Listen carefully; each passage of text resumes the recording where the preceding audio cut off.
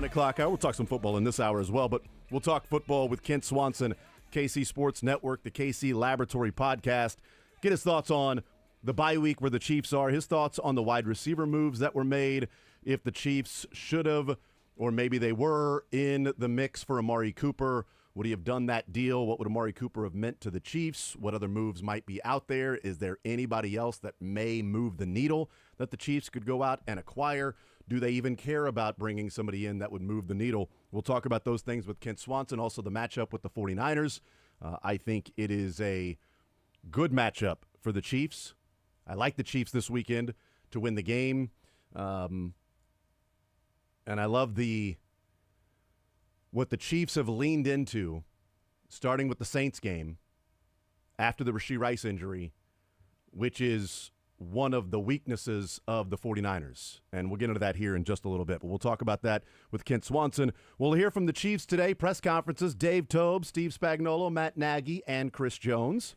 Let's hope it doesn't go an hour straight like yesterday because I heard that. Was Clark Hunt planned or was that improv at like the last? Semi-planned, but mostly improv. Okay. And because I know that you weren't previewing. I was painting my son's room while home with a sick child. Yeah. So I was able to listen. No, it was one of those situations where it was like, there's a potential he speaks, but don't he's say, gonna speak. But I was like, don't say it because it's not confirmed. I see. So I was like, so don't preview it. Don't promise. Don't promise. Over-deliver, under-promise. Yeah. You know what? We're not going to hear from Clark Hunt today at all. Hey, look at that. We're going to hear from Clark Hunt. I totally under-promised and I over-delivered. You should have seen Dylan's face, though, during the breaks. It was just, his face was red under his breath. The fact that you guys 86'd Mick Schaefer in the 1 o'clock hour and Mood Bradengall told me all I needed to know about what was going on behind the scenes when that press conference went an hour long. I told him, though, it's like the Chiefs. You get behind.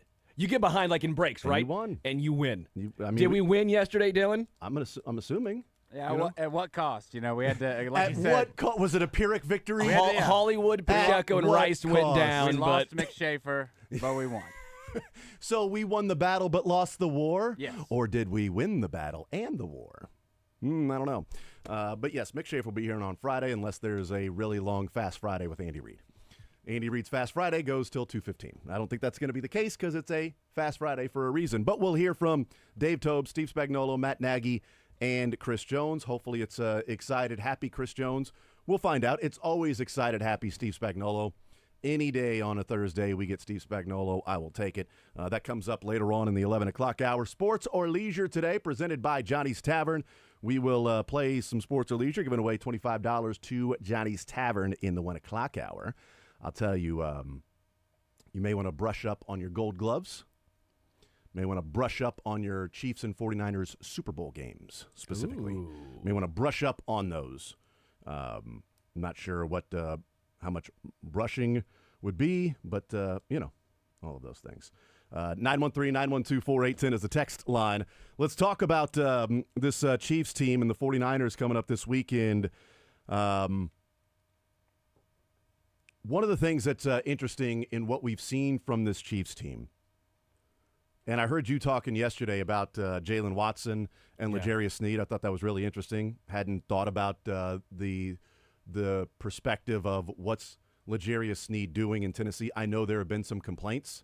There have been some people that have not been happy with what they've seen from L'Jarius Sneed. He had a rough game over the weekend, and seeing that Jalen Watson has not been somebody that we've been going, good God, they got to find a cornerback too.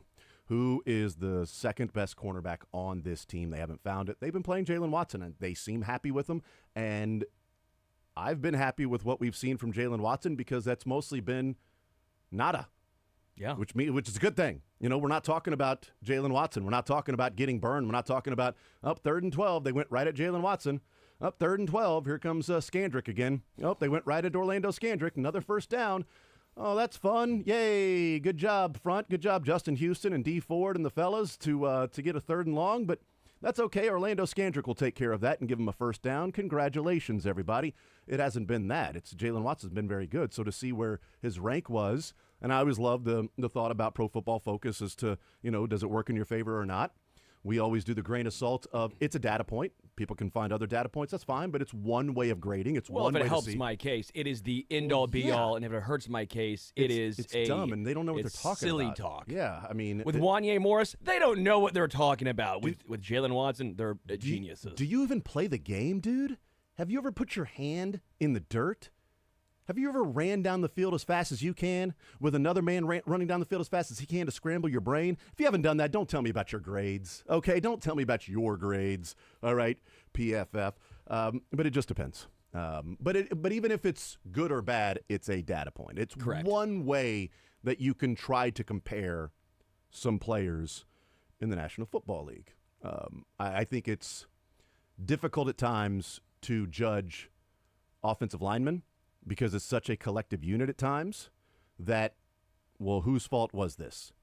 This guy got past that block, but was he making up for somebody that had a misread or slid the wrong way, or was supposed to take that guy head up and he slid to his left, and now, oh my God, that guy's there, so I've got to go and reach out at the last second, and now I've given up a sack? Like some of those things, like you just don't know, and I think that becomes a little bit difficult to grade at times because you don't know what the specific protection call was or how it was supposed to go down.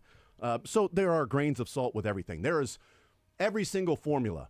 There's going to be some sort of a caveat or somebody that doesn't like this particular aspect. Like defensive runs saved. I saw this argument the other day when Bobby Witt is a Gold Glove finalist with Roquillo and Volpe. And the people that don't think Bobby Witt should win the Gold Glove are going, wow, Bobby Witt has 2 defensive runs saved this year.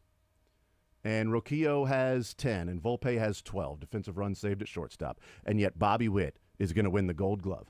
Okay. Well, what about defensive outs above average? Yeah. Well, Bobby Witt blows Volpe and Roquillo out of the water. Well, you go, okay, so what's the difference? Well, people have moved over to outs above average because it takes into account shifts where defensive runs saved is not there yet. And with the StatCast error and different things like that, you need to account for shifts. And so outs above average, Bobby Witt is the second best shortstop in Major League Baseball behind Dansby Swanson. And he's got 16, and I think Roquillo has 4. Yeah. But his defensive runs saved are much better. So it's like 2 different formulas at Fangraph's defensive efficiency, which is the collective of overall UZR, outs above average, defensive runs saved. Bobby Witt's the second best in baseball and well ahead of Roquillo and just ahead of Volpe. So, yes, you can look at DRS, defensive runs saved, and go, Bobby doesn't deserve the Gold Glove, these other 2 guys. Or you can look at outs above average, defensive efficiency, and some of the other metrics that do work in Bobby's favor, and Bobby Witt being maybe the best shortstop in the game at going to his right. And so when they shift him more to his left because he's so exceptional at going to his right, he may or may not make a play in the hole that maybe somebody else does. So the UZR that may not take into a shift and say, well, the ball was hit right here and it went to his right and he missed it. It went into the outfield. Where's his range? Well, he's shifting to his left because he's brilliant. He's negative going to his left. He's not that great going to his left. Bobby Witt to his right is one of the best in baseball, if not the best in baseball. Which is funny because Baseball Savant loves, and I think he is the 100th percentile in range for a right. Because there's shifts that go along with this, and DRS doesn't take into account the shifts. And what it really is if you are analytical, if you like the underlying numbers, you can always find one thing that will help your cause, and you can always find one thing that can hurt someone else's, right?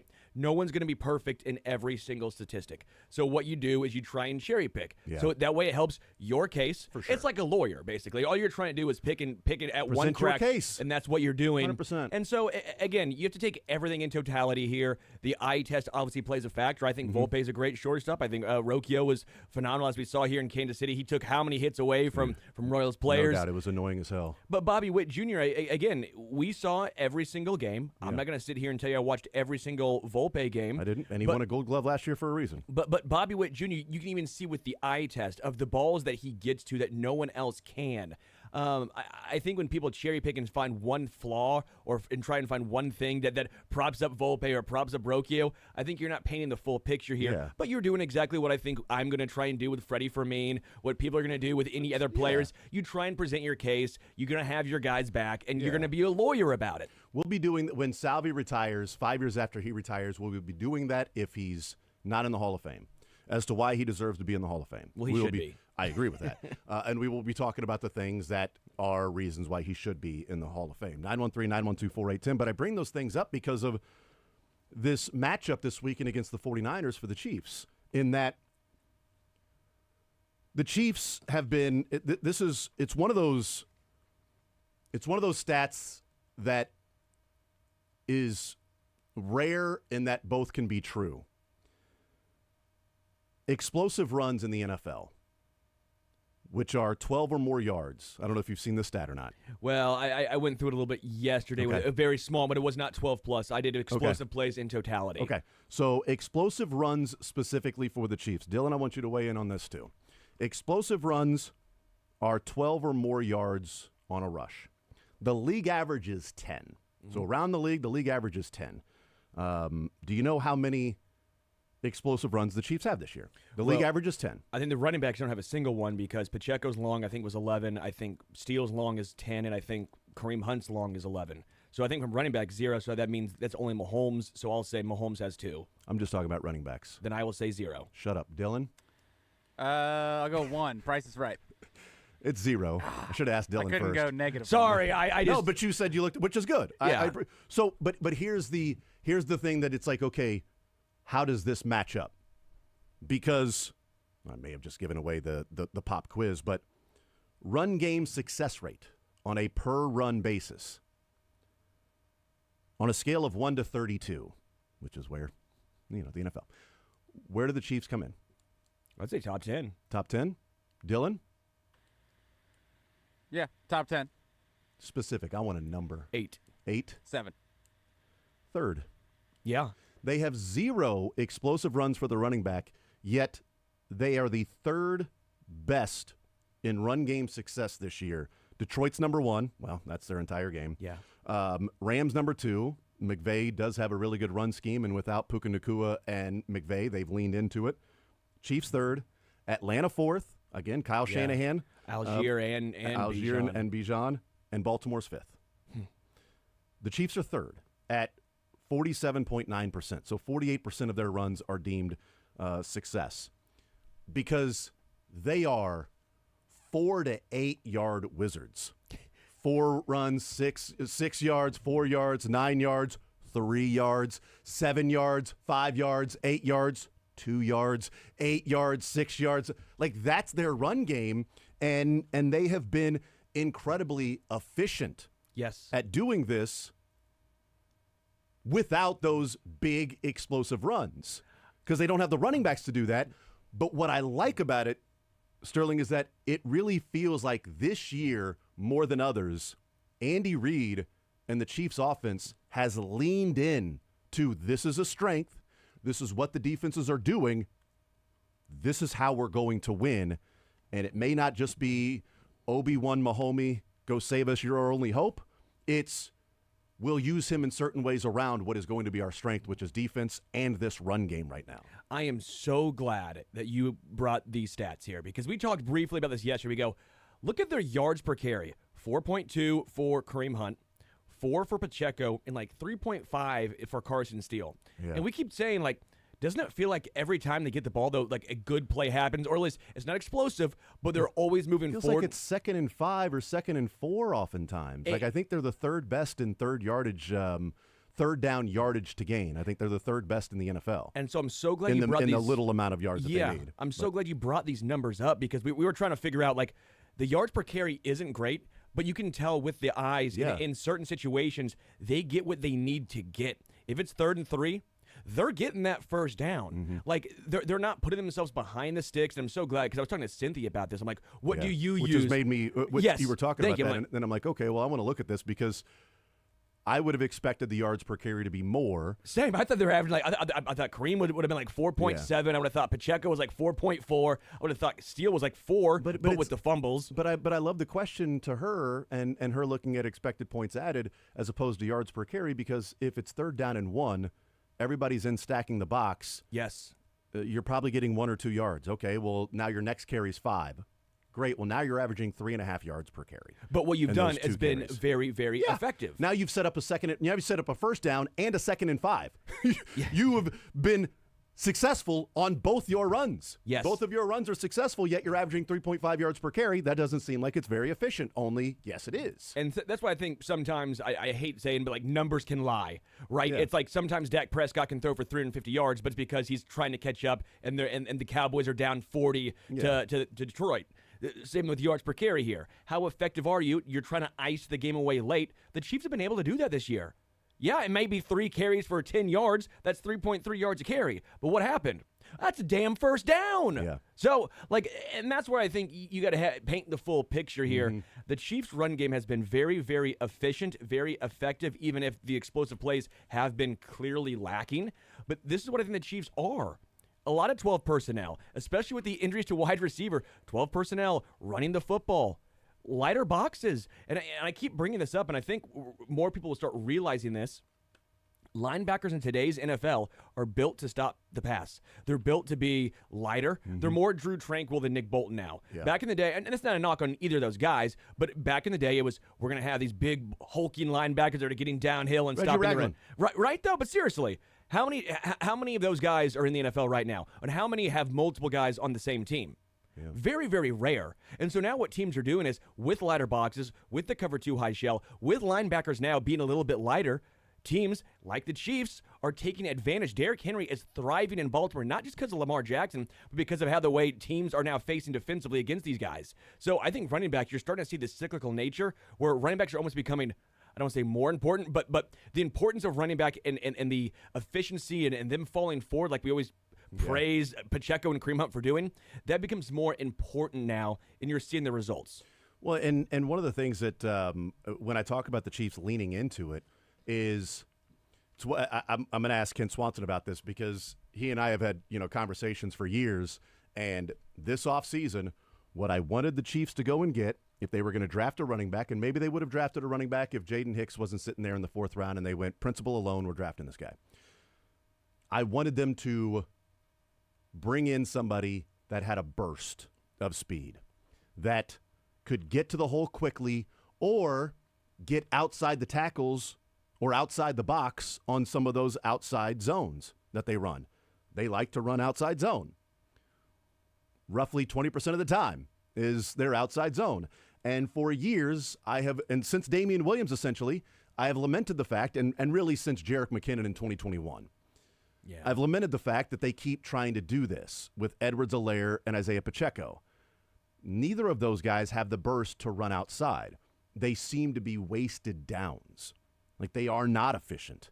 And this is an offense that doesn't seem to be built in terms of what the offensive line is, being more pass blocking, especially with Joe Thuney, your tackles, and Creed Humphrey, and your running backs that aren't explosive. It seems a waste to try to stretch the field horizontally with a running game. And what we've seen this year is, Andy Reid, can we play this clip? This is clip number 3. Andy Reid was asked about this yesterday, and we noted this about how often they're going under center now, especially against the Saints on Monday Night Football. They went under center a lot. Here's Andy Reid. He was asked about the running game that is now being used with Patrick Mahomes under center as opposed to out of the shotgun. Yeah, we've done a little bit more of that this year. And it's just, listen, it's one more thing that we like to use, and we're able to use it a little bit more. I think the running backs love that part, obviously. But it's a good changeup. The leaning into it to me is under center.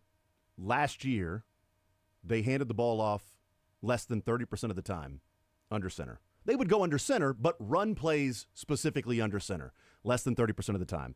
This year, they're above 40%. outside zone. Last year, almost 20% outside zone. This year, 11. Almost half. They're running more gap. They're running more power. They're running more duo. The basis is the zone, but it's a lot more inside zone and some of those power that's there because those are the running backs they have. And how are they stretching the field horizontally instead of vertically is Patrick Mahomes has his lowest depth of target and the highest percentage of passes at or behind the line of scrimmage. Because what they are doing is they have created RPOs that are not your RPOs of the slants, right? Correct, yeah. It's the RPOs of I'm throwing a bubble screen. I'm throwing a quick flat out there to a wide receiver. That's how we're going to stretch the field horizontally, not hand the ball off to somebody. Not even doing reverses to Xavier Worthy or McCole Hardman. We're just going to take the ball and throw it outside to Kelsey, to McCole. A lot of it, obviously, to Rashee Rice before he got injured. But it was Kelsey and McCole against the Saints and against the Chargers. That's what we're going to do. We're going to run some screen passes, too. But it's going to be bubbles and flats and wide receiver screens. Heck, Jody Fortson, I think, got one at one point. Yeah, I mean, Mahomes' career average on wide receiver screens is 7%. This year, he's at 16%. Because even those little bubbles are, quote, wide receiver screens. The RPOs that they're using now are throwing it to the outside to create the leverage there. And that's why, to me, they've been so efficient. But I also think that's why it may bog down inside the red zone. Because you no longer have guys that are 15 yards deep and playing where you have to keep running backwards. You can then come up and stop the run a little bit more, which then eliminates the Chiefs' advantages that they've had in the box, and it doesn't give them advantage of going over the top. That's a really good point. Because, again, yeah, you're right, especially with the bubble screens in particular. They're no longer off you, right? Mm-hmm. Now they're going to be on you. You have 11 yards, whatever it is, to work with. Yeah. Back of the end zone, whatever it is. And, right. And they have to do something different. You can't really throw it a bubble screen great there because that might be getting picked off, right? Yep. Because you don't have they're playing a little more press there. They've got to find something different in the red zone. Yeah, because even that one with Juju, I mean, was that an RPO? Was that an RPO question. Slant? Yeah, I mean, to right go back there. And look, I think it was just a slant. Just a I slant, think it was just a just straight out pass play. But they're going to have to find different ways to get it done because they aren't right now, and that's been the biggest reason why there have been some hand wringing over the offense. In 2022, they had 70% conversion rate in the red zone. That was when they were number 2 in the NFL. Number 1 offense, but number 2 conversion rate in the red zone in the NFL, 70%. This year, they're 30th. They're 7 of 18. If they were what their conversion rate in 2022 was, they would be 13 of 18. You're not just adding 4 points to those extra 6 because they have 2 turnovers in the red zone. So you're adding 7 points on 2 of them. There's 14. And then you're adding 4 points for the other 4. That would take their points per game from 23.6 to 29. They're 15th right now. They would be 5th. And we're not talking perfection. Right. If they were converting at the same rate they were 2 years ago in the red zone. They aren't converting at that rate.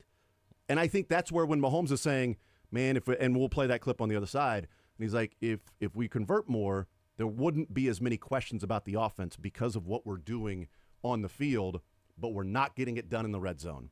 All right, you've had the bye week. Self-scout. Why? Figure it out. This is going to be a big one because you need to convert in the red zone against the 49ers. It's going to be a tough game. They are underdogs for a reason. We'll take a timeout. We'll come back, continue rolling, talk a little bit more about that. And if Chiefs fans should just go ahead and get their mindset for the inevitable of MVS returning to Kansas City. We'll talk about that too. More Zone next.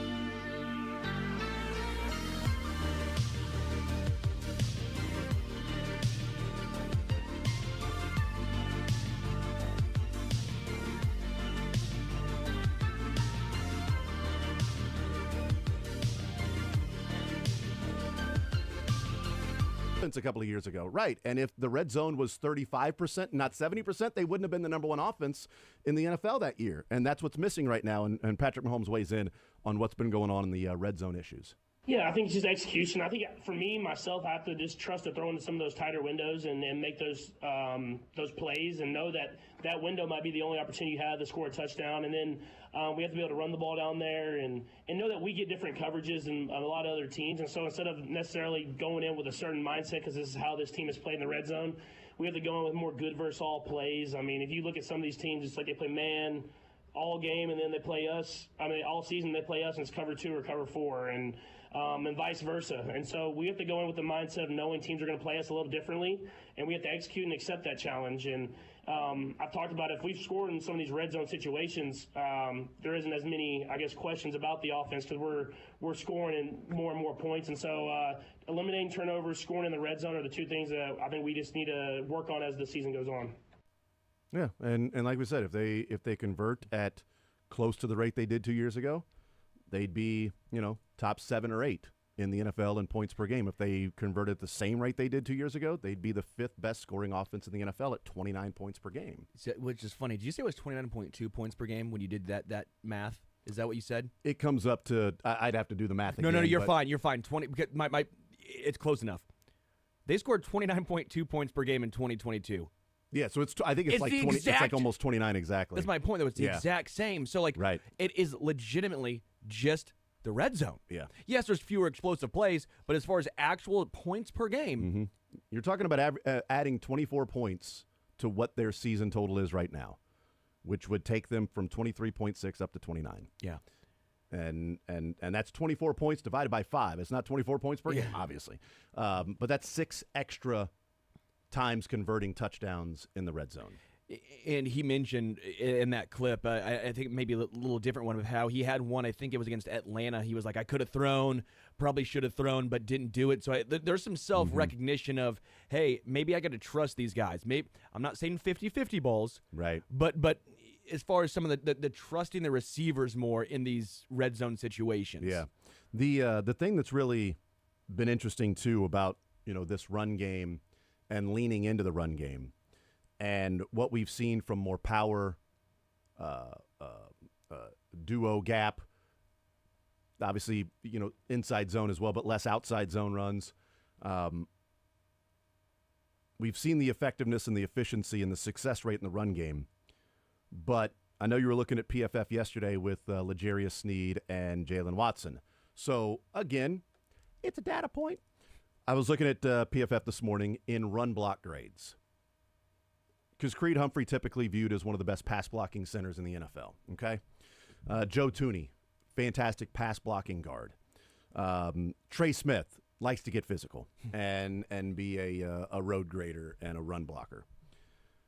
Creed Humphrey last year, in 2023, in run block grades among centers, was number 9 in run block grades, okay? So still solid. Still solid, yeah, top 10. There's 32 centers. He's a top 10 center in run blocking. He's, number 1 or number 2 center overall. Yeah.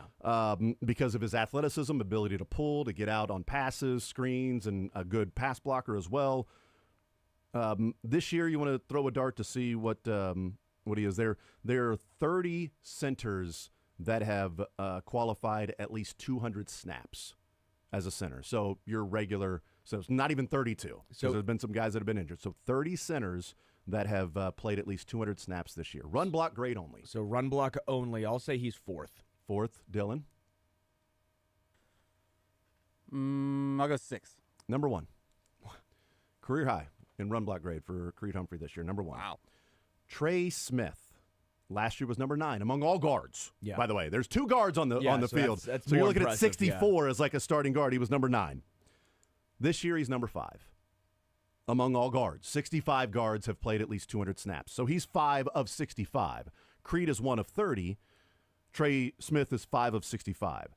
Joe Thuney last year came in at 20th among guards. Still, top 20. You had 2 guards that were in the top 20 out of 64 starters in run block grade only. Any guesses as to where Thuney is this year in run block grade? Trey Smith went from 9 to 5th. Thuney was 20th last year. he jumped up to, obviously he jumped up, but he jumped up to what? I'll go 9. Number 9? I'll go 8. Number 9. Well done. Nice Hey. job.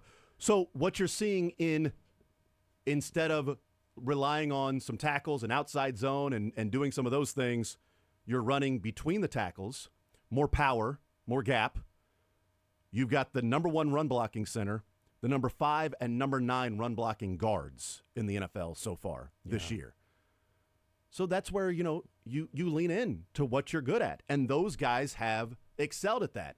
And maybe it's the Chiefs finding out this year that, hey, let's run this. And okay, it's working. Let's continue to run this. Sure. With Rashee Rice out, they ran 31 plays out of 13 personnel. Out of 12 personnel against the Saints. 31 plays out of 13 personnel. Would have been that would have wild. been amazing. Good night.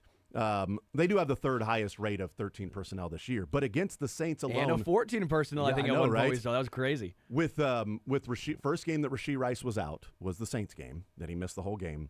They ran 31 plays in 12 personnel. And they handed the ball off. Yeah. The most times to a running back since Kareem Hunt. Well, a while ago. And they did that to Kareem Hunt. They handed the ball off 32 times in the game against the Saints. And I think Kareem Hunt actually has done a great job, because we can talk about the lack of explosive plays, and we know where he's at in his career. His vision is really good. Yes, it's better than Pacheco's. Yeah, and this is not a knock on No, Pacheco. Pacheco does some nice things, but his vision is average. And again, this is Kareem Hunt's better. some of the evolution at times of running backs. We always think of them as a depreciating asset, which to an extent is true, athleticism-wise, of course, especially when it comes to explosive plays. But you can grow as a running back as you age, and we've seen that with Kareem, I think, with his vision. I think his vision has improved, and that's what's able to let him slither through the interior line for an extra yard or two to pick up those crucial downs, as we've seen by the efficiency ranking, even if the yards per carry is not great. Yeah, the offensive line's been outstanding. And again, I gave a huge shout out to Creed Humphrey yesterday. I kept trying to give him his flowers, and with the change of snap and how he's not affected his game at all. Right, But especially in run blocking. I mean, you got to get lower in run blocking, to your point of what you were talking about yesterday. But also Joe Tooney. I don't know if we've Yeah. talked enough about torn pec coming back. Yeah. What's he going to look like? And he's got his career high in run block grade through 5 games. He's looked damn good. He has his career high run block grade. Trey Smith career high run block grade through 5 games, and Creed Humphrey career high run block grade through 5 games as well. Maybe it just happens to be that this year they're doing some things differently. Maybe they all are playing at that level no matter what scheme they would be running. I think it goes hand in hand. I do. I think it goes hand in hand. And they have, Juwan Taylor and Wanya Morris, certainly there's enough there to be desired. There's a lot left there. Juwan with penalties and Wanya Morris just, again. Juwan Taylor ranks 42nd out of run blocking grade of tackles of 60 that have qualified with at least 200 snaps, although last year he was 95th out of 99. So Not he's great. improved. He's better than he was. But we knew when they got him, he wasn't a run blocker. Correct. That run blocking was an issue for him. Pass blocking was where he made his money. Which is no longer you're running outside with the You're not doing tackles, that you're anymore. running Right. inside. Right. You're taking advantage of those guys in the interior. That is the strength of your offensive line. And we'll see if they do that against the 49ers. I think they will. I think this is a big Kareem Hunt game this weekend, because Arizona torched San Francisco in 12 personnel. I mean, just ran it down their throats. And the 49ers' interior defense is not what it used to be. And the Chiefs are going to want to put as many linebackers on the field as possible, because Fred Warner is awesome. But after Fred Warner, oh boy, it is rough for the 49ers. Rough at linebacker. And even worse at coverage linebackers not named Fred Warner. So now you get in 12 personnel, you put more linebackers on the field, and then you pass out of it. And when you do that, that should open up things for Noah Gray and Travis Kelce. Trey McBride in that game had 6 receptions for 53 yards on 9 targets. Yeah, I think this is a game where the Chiefs can, if the Chiefs don't turn the ball over, it's an if, certainly with this team. But what they do offensively, what they have leaned into starting in the Saints game and at different times this year, works directly to the weakness of the 49ers. We'll see if they do that. We'll see if that's what happens this week. And maybe they get some big plays, too, down the field if the 49ers want to adjust and say, nope, we're not going to let you do that. We know that's our weakness. We're going to adjust to that. We'll take our chances with you hitting Worthy over the top. I don't think they should do that. I think the scheme and the defensive plan should be the same that it's been against the Chiefs. Make them make a mistake, turn the ball over, get a penalty, and not hit you for a 50-yard gain. Make them death by 1,000 cuts down the field by 5 and 6 and 7-yard gains. We'll take a timeout. More Zone next.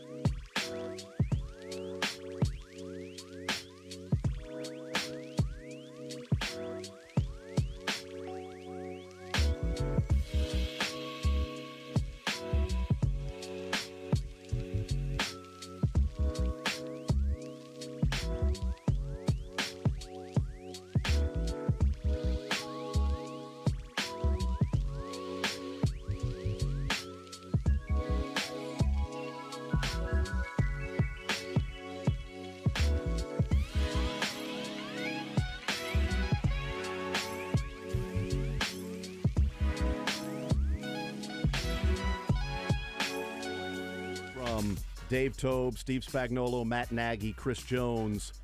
Less than an hour from now. Sports or Leisure coming up in the 1 o'clock hour, presented by Johnny's Tavern. It's both. Yes, it is both. That is correct. Sports and or sports and or leisure. Plus. That's right. Chiefs did not trade for Amari Cooper. I know that people are just learning this. They did not trade for Devontae Adams either. But to make room for Amari Cooper, which I thought was pretty funny, unfortunately for him. But they waive MVS. The Bills do. Should we go ahead and prepare and have everybody go ahead and get your minds set and right on the inevitable of MVS re-signing with the Chiefs? Because it's happening, right? Well, He might be in Kansas City right now. It's another way to stick it to the Bills as well. So we can make this guy work, but apparently Josh Allen can't. I mean, but I was thinking about this. Like, in all seriousness, I think there's better odds of him being back in KC than not. And I know some fans will have feeling some type of way. Well, it'll be a meltdown on Twitter. But like, is he better than Sky Moore? Yes. Is he bringing you more than, let's say, even a McCole Hardman? Maybe. Yeah. But like, you have roster spots right. You have, still 3? You still have at least one, which may be taken up by Clyde. But you have at least one. But is anybody going to sign him to an active roster, or if he chooses a practice squad, wouldn't he choose the Chiefs practice squad? I would have to think so, and I'm starting to talk myself into I think MVS may actually raise the floor and at least give you some sort of insurance if another injury happens. Yeah. The problem in this, the problem to me last year was not necessarily MVS. MVS was a problem in and of itself, but the problem was that MVS was relied upon the way that he was, instead of MVS being a 4th or 5th receiver.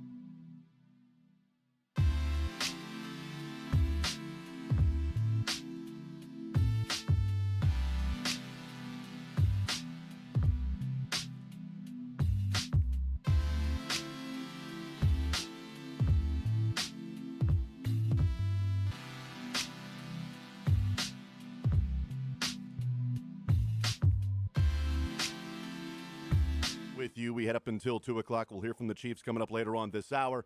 Right now, let's hear from our man from KC Sports Network, the KC Laboratory Podcast.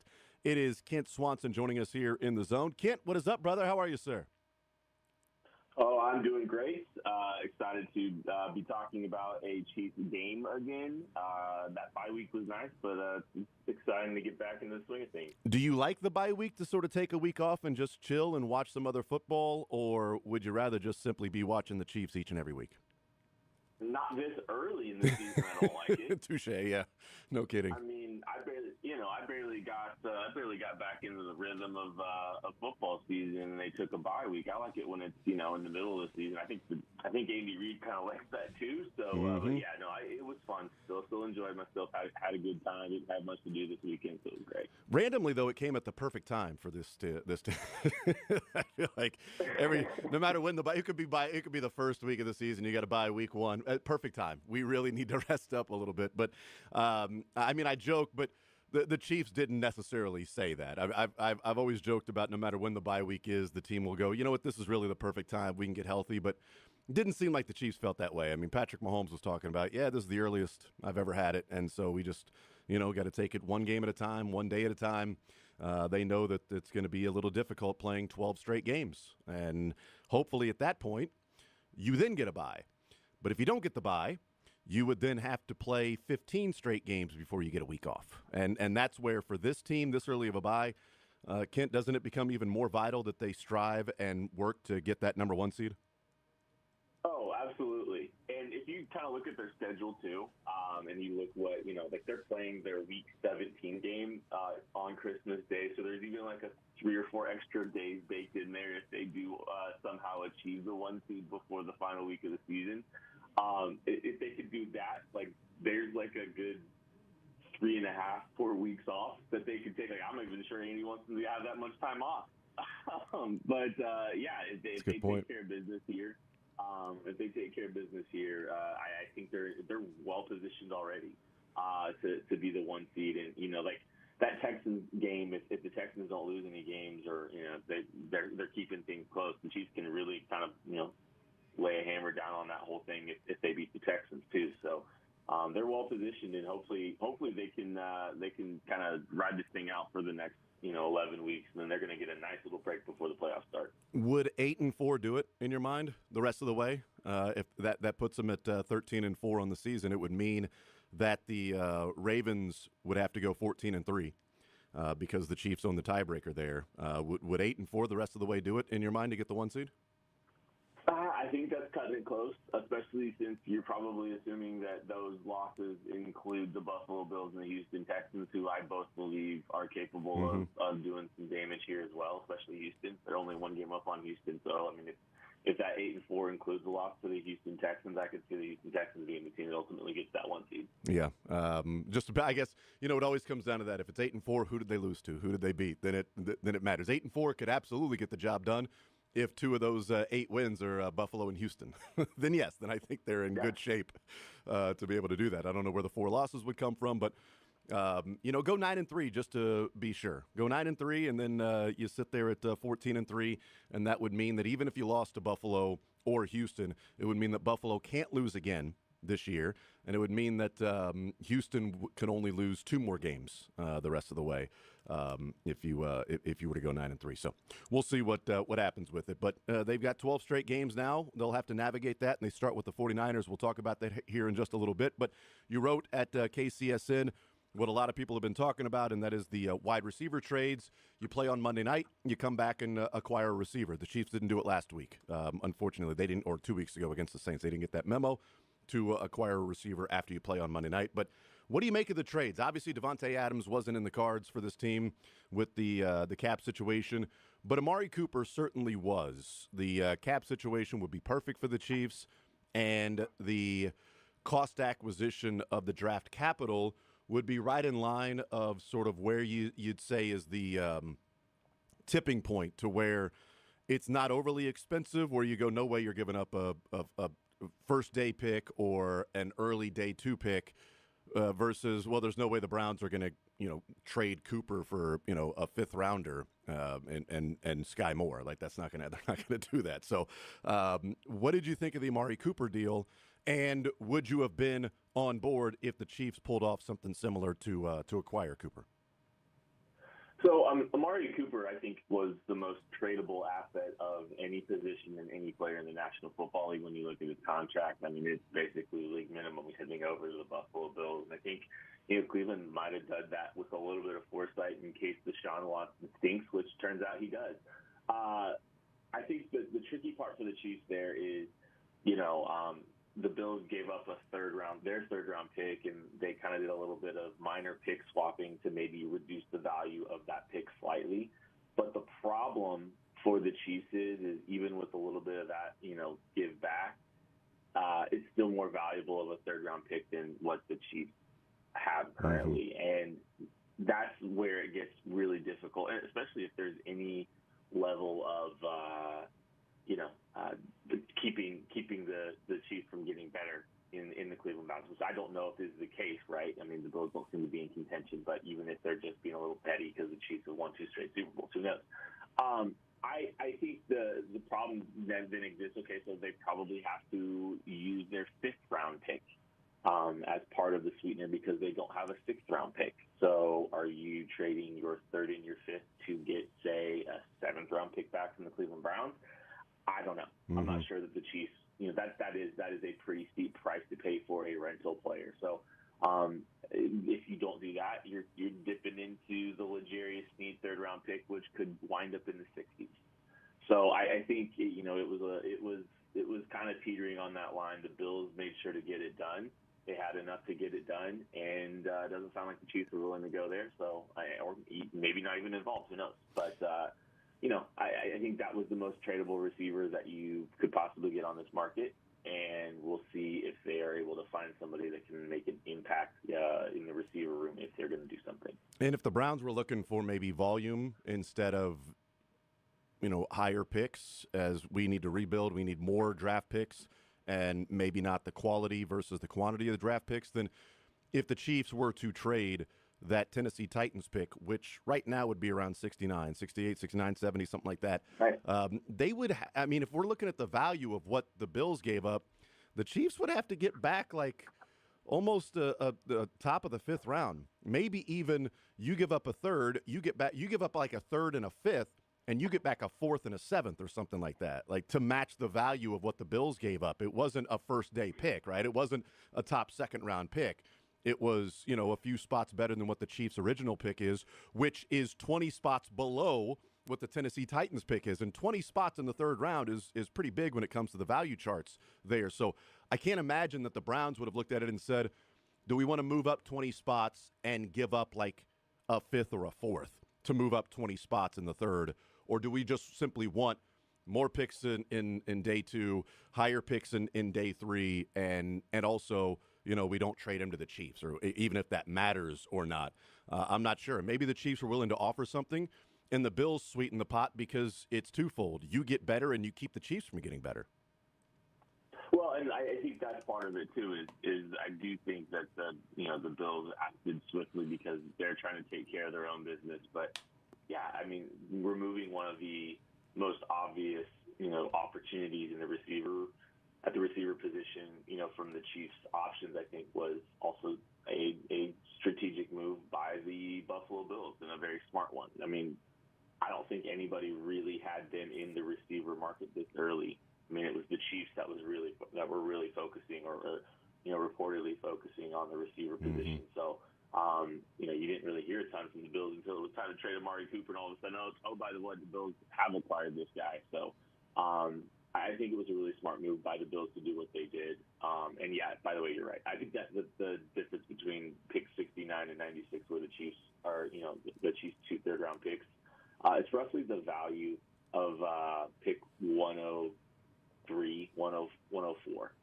So a high 4th round pick. It's almost double the value between 69 and 96. So like that was going to take a lot of draft math to make work, and maybe Cleveland didn't want to do that either. Yeah, they're like, we'll take 20 spots lower and make sure we keep our 4th and 5th. And do we give up a 6th, but we get a 7th rounder back? So we just sort of move down around. And we give up a 6 this year, but maybe it's next year or 2026 that we get that pick back. But we'll deal with that then. Ken Swanson is our guest. KCSN, KC Laboratory Podcast. Do you think the Chiefs are still in the market for a wide receiver, or if they couldn't get it done with Amari Cooper, then is there somebody out there that could move the needle and be worth it for them to bring in?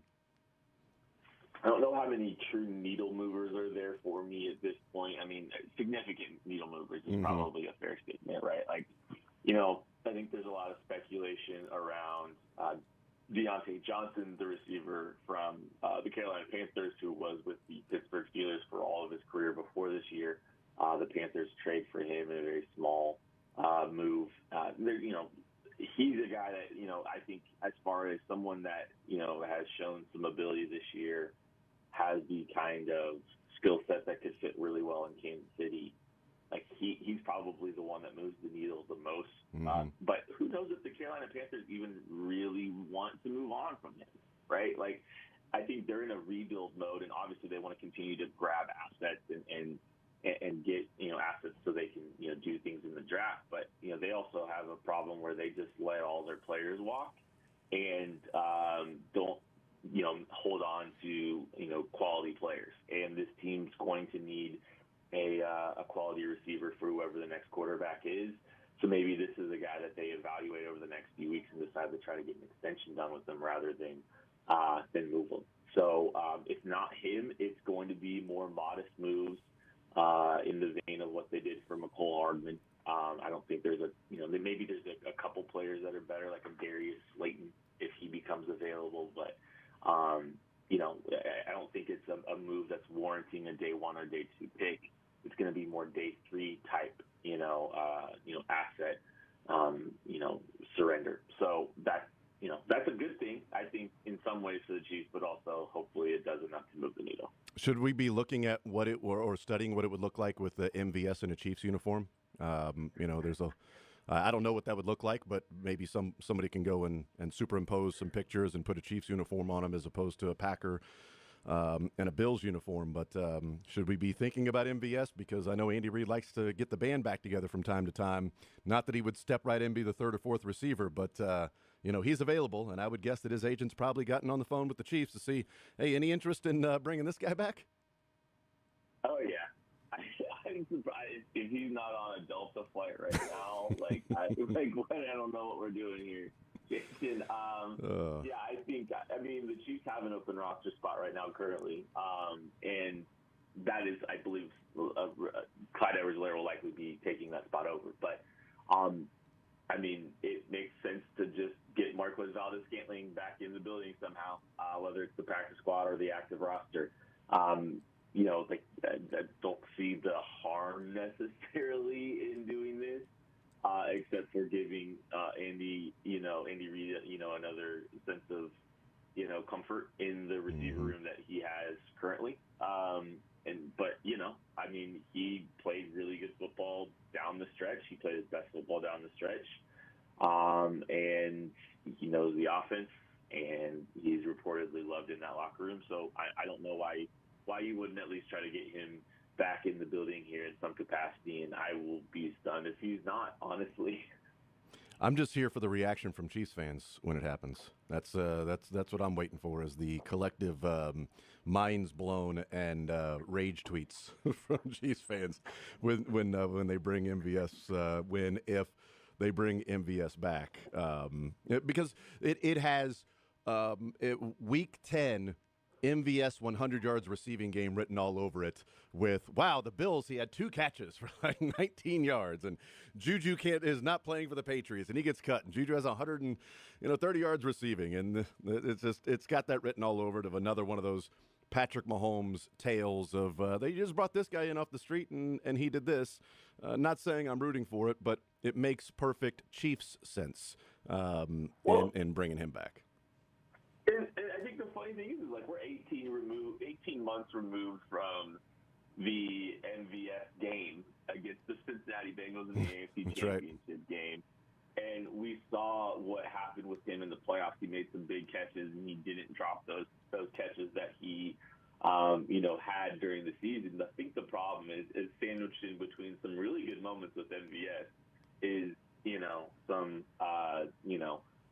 some surliness with, the media, although with that particular media member, I understand it. Because it was, never mind. I hope I'm right now. I think I'm right. Am I right? I think so. Okay. I just, for a second there, I couldn't remember. I was pretty sure. But it could have been really bad. I think Matt Derrick catching a stray or something. Like, I don't want that to happen. No, it's fine. He'll wear it. He'll wear it. We'll work it out tomorrow. We'll smooth it over tomorrow with Matt. No, okay. No, it's good. I just wanted to make sure it wasn't, someone like him. No. Anyways,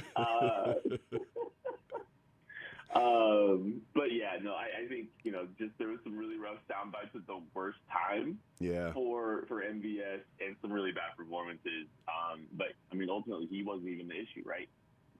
Some of the other receivers in that room were the deepest rooted problems for this team in last year's receiver room, and they trusted him enough to continue to keep him on the field, and he rewarded them by playing well in the postseason. So it's like, I think in a different, and by the way, MVS coming back in a less significant role, most likely as well, right? It's not going to be the same kind of volume of snaps that he was receiving. So I think there is, a place for him to potentially on this roster. I think the Chiefs fans are hoping that it's more than just MVS in the home stretch. They need help. Yeah, the issue isn't necessarily MVS. The issue was MVS being or needed to be relied upon as much as he was last year. If MVS was your fourth or fifth receiver, okay, that's fine.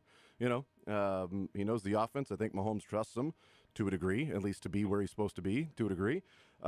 Trusted him enough on third down in the AFC Championship game to talk to MVS and say, if the defense does this, I'm throwing the ball to you. And, and he went and made the catch. Falling didn't make it look easy or pretty, but he made the catch. That's all that matters.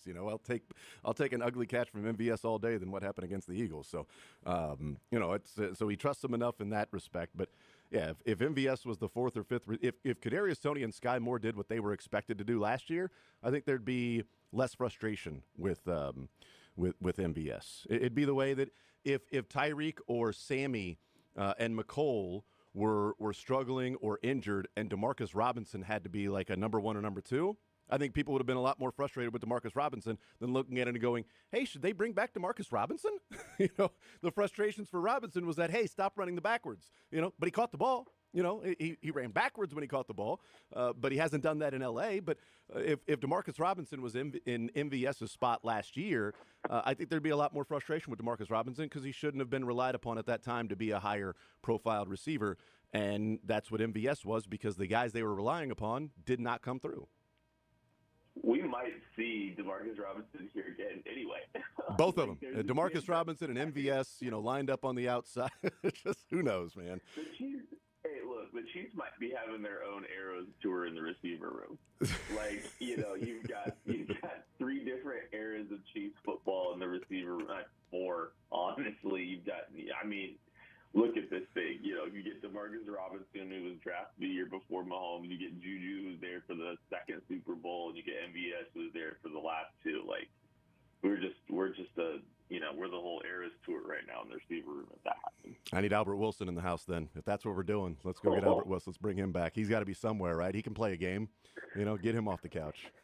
Let's do Put this. him on the practice squad. Let's he can do play it, man. Week 18 against Let's Denver do it. like he did against the Chiefs. Exactly. Get big game, and then he can go get a giant contract Yes. for the Dolphins again. Let's Perfect. do it, man. Kent Swanson, KCSN.substack.com, the Casey Laboratory Podcast. As we look ahead to this 49ers game, I wanted to talk to you about the offense that we're seeing from this Chiefs team and how good the run game has been. They are third in the NFL in run game success rate at 48%. Number one in the NFL is Detroit. Number two, the Rams. Number three, the Chiefs. Number four, the Falcons. Number five, the Ravens. So they are sandwiched around teams that like to run the ball, have schemes of running the ball. And they're doing this, Kent, with, explosive runs, 12 yards or more. They're doing this with all of 0 of them this year. I mean, they're 5-0, and they have had 0 runs that gained 12 yards or more. The league average for teams is 10. They are sitting lonely with 0 down at the bottom of the NFL, yet third in run game success rate. They are just so incredibly efficient. It's not 3 yards in a cloud of dust. It feels like it's 5 or 6 yards and easier second down, shorter third downs that we're seeing. They're not breaking off these. They average 4 yards per carry. Yeah, okay, it was an 8-yard run and a 0-yard run. They are at 10 yards per carry. Okay, 20 and 0. Like, it's not that. It's like 5, 4, 6, 3, 8, 5, 4, 9. Like that, it seems incredibly efficient and maybe annoying for defenses. But Ken, at the same time, we haven't seen defenses adjust and say, all right, we're going to bring more men in the box and stop these death by 1,000 cuts and you just picking up, first downs going down the field. Yeah, and I don't know why anyone would, because I think it's a winning model to invite the run and take the ball out of Patrick Mahomes' hands. And the Chiefs haven't proved yet that they have a back that can be explosive enough to generate run plays that, extend beyond that 8 to 10 yard box, right? Like that, the 4 to 10 yard box will be fair there. I think, this is I like what the Chiefs running backs have done. But it's not. I think we we just overrate kind of our, what's here in Kansas City. And like, I really like Isaiah Pacheco. I think he's a very good football player, but like he is someone that maybe isn't as explosive, believe it or not, even despite the way he runs.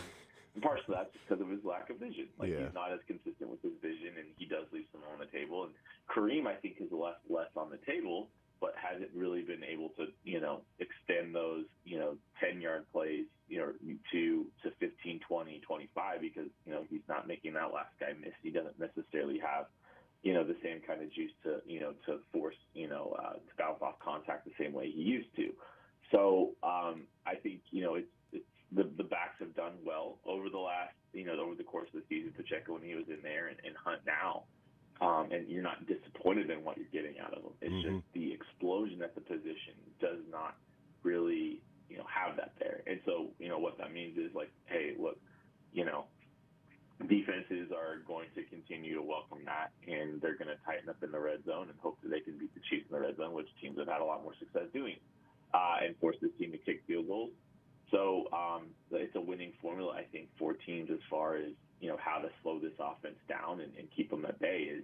It kind of goes back to some of the, the early 2020s where teams just said, screw it, we're going to play too high and we're going to just let you drive down the field and we're just going to hope good things happen in the red zone. And you might make a mistake, and we hope to make a mistake, either a turnover or just, kicking a 19-yard field goal. So I think, teams will continue to invite it, and I don't think they're super threatened by it. But, I think that the onus on them is to now build off of that and develop their play-action passing game and try to get the ball down the field a little bit more. Yeah, and they're going under center a whole lot more than they have. I mean, they're under 30% last year under center run plays, and this year it's over 40% going under center in run plays. So Andy Reid has certainly changed some things. They're not running outside zone as much this year as they did last year.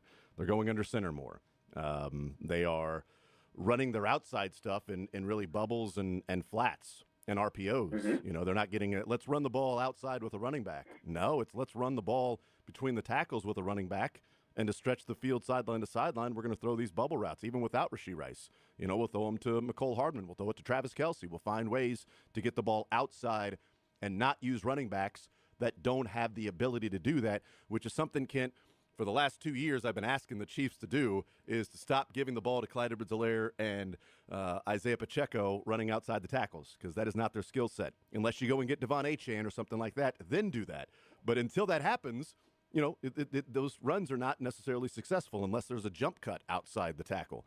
And they have been doing a lot more of, the duos and the powers, as opposed to just, it's predominantly zone, but it's not outside zone the way that it was, last year. In fact, I think they've almost cut it in half in how often they run outside zone. Yeah, and I think that's something, some people have been asking for years too. Yeah. Right? Like I think you're saying too, like don't run the wide zone, but also like hey, like when they lean into some of this gap stuff, this power stuff. Yes.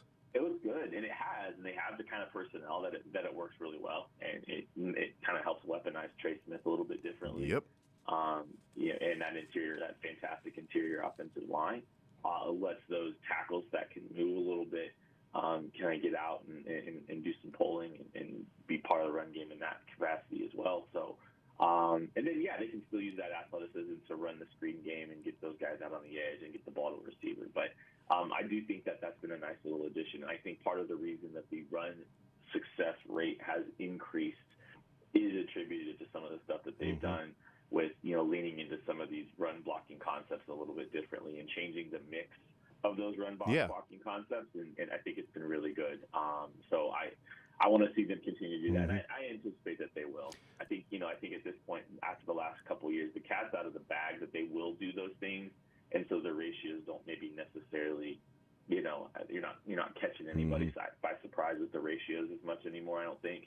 And so now they're just starting to run the football like that, and they're doing a really good job. Well, and that's what I think is going to happen against the 49ers. I think this is a big Kareem Hunt game. And I know he had 27 carries last week. But, I mean, they used 12 personnel against the Saints, 31 plays. And the Arizona Cardinals just destroyed the 49ers in 12 personnel. And they just ran it constantly because Fred Warner is amazing. But after that, they have an issue at linebacker, do the 49ers. And they have a bigger issue of when teams go heavy and then throw against those linebackers after Fred Warner. So I think 31 plays might be the baseline. 31 plays of 12 personnel this weekend might be the baseline because I think they'll do a number of things that Arizona did. Two tight ends, put them in there. They don't have the running quarterback like Arizona did with some of those zone reads and, mesh plays where he kept it a few times. But they've got, Kelsey and Gray and I think a better overall running game because the interior of that offensive line has, I think all three have career-high run blocking grades right now at Pro Football Focus in Creed, Trey, and Joe Thuney. Creed's number one of all centers in run block grades of at least 200 snaps. Trey Smith is number 5 out of 65 qualifying guards, and Joe Thuney's number 9. So they have the number 1 center and 2 top 10 guards in run blocking. The tackles, not so much. Well, hey, we don't need to get there. No. Let's talk about the things that are good, damn it. Exactly. But the good news for the Chiefs, too, in this particular game against the Niners is that interior defensive line for the Niners isn't as good as it has been in the past. Yep. And also, they're pretty beat up, too. Malik Collins did not practice on Wednesday. Jordan Elliott has been a limited participant, and I don't know if you know much about Kevin Givens or Kalia Davis, but that's who else is sitting there on their interior defensive line. So that could be an area that the Chiefs try to exploit. All right, what do you think happens on Sunday, 3:25 Fox? Who wins the game and score if you have one in mind? I think the Chiefs win. I'm not going to pick them to lose. Andy Reid coming out of the bye week. Even though, hey, look, the San Francisco 49ers are also getting a little mini bye here. Which is good for them, and they've done some good things on offense. They've lost a few games, and it doesn't seem like it's the same team on both sides of the ball. But there's still plenty of talent there, and still a very good football team. I get why they're favored, but I'm not betting against the Kansas City Chiefs. Fred Warner mentioned he's never beat Patrick Mahomes, and I think that trend continues. And we'll just rub some salt in the wound and call it 25-22, which is the same score as the Super Bowl this last year. Chiefs win. I love it. Hey, if the 49ers win the coin toss, you think they have to kick based on or defer based on principle alone? They can't win the coin toss and take the ball. They just can't do that. Now, on principle alone, you win it, you've got to defer. Yeah, even if they're planning on doing it, I just don't. I think Niners PR might step in for that one. They would actually radio down. We are going to defer. We will not take the ball if we win the coin toss. Damn it! And if they do, I need whoever's out there as the captain to run back and go. They want the ball. They want the ball. And then Dave Tobe to go. This is what we wanted, guys. We wanted to get first. And then everybody on the Chiefs sideline go. Yeah, I know. We do it every game. We play defense first. We're aware. This is just the first quarter. Kent Swanson, KC Laboratory Podcast. Kent, you're the man as always. Enjoy the football, and we will talk next week, brother. All right. All right, Ken Swanson, KC Laboratory Podcast. Well, maybe not next week. Maybe in a couple of weeks. I guess we'll probably talk with Matt Lane next week. I don't know. Maybe we talk with both of them at the same time. We bring them in for a roundtable. Damn it, let's do that. All right, we'll take a timeout, come back, smaller segment on the other side, and then we'll hear from the Chiefs and press conferences coming up later on this hour. More Zone right after this.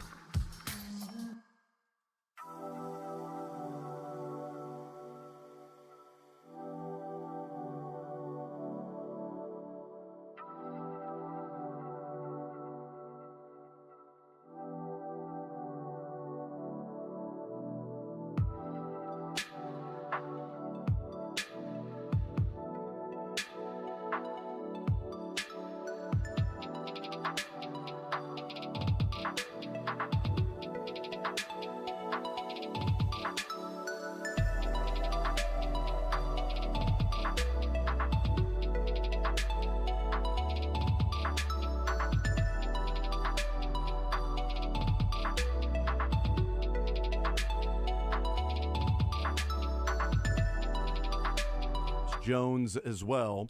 Chris Jones, who George Kittle said, and we'll play this clip maybe later on in the show, but George Kittle said, along with Debo in the podcast, I guess, that Debo Samuel has, that Chris Jones is a monster.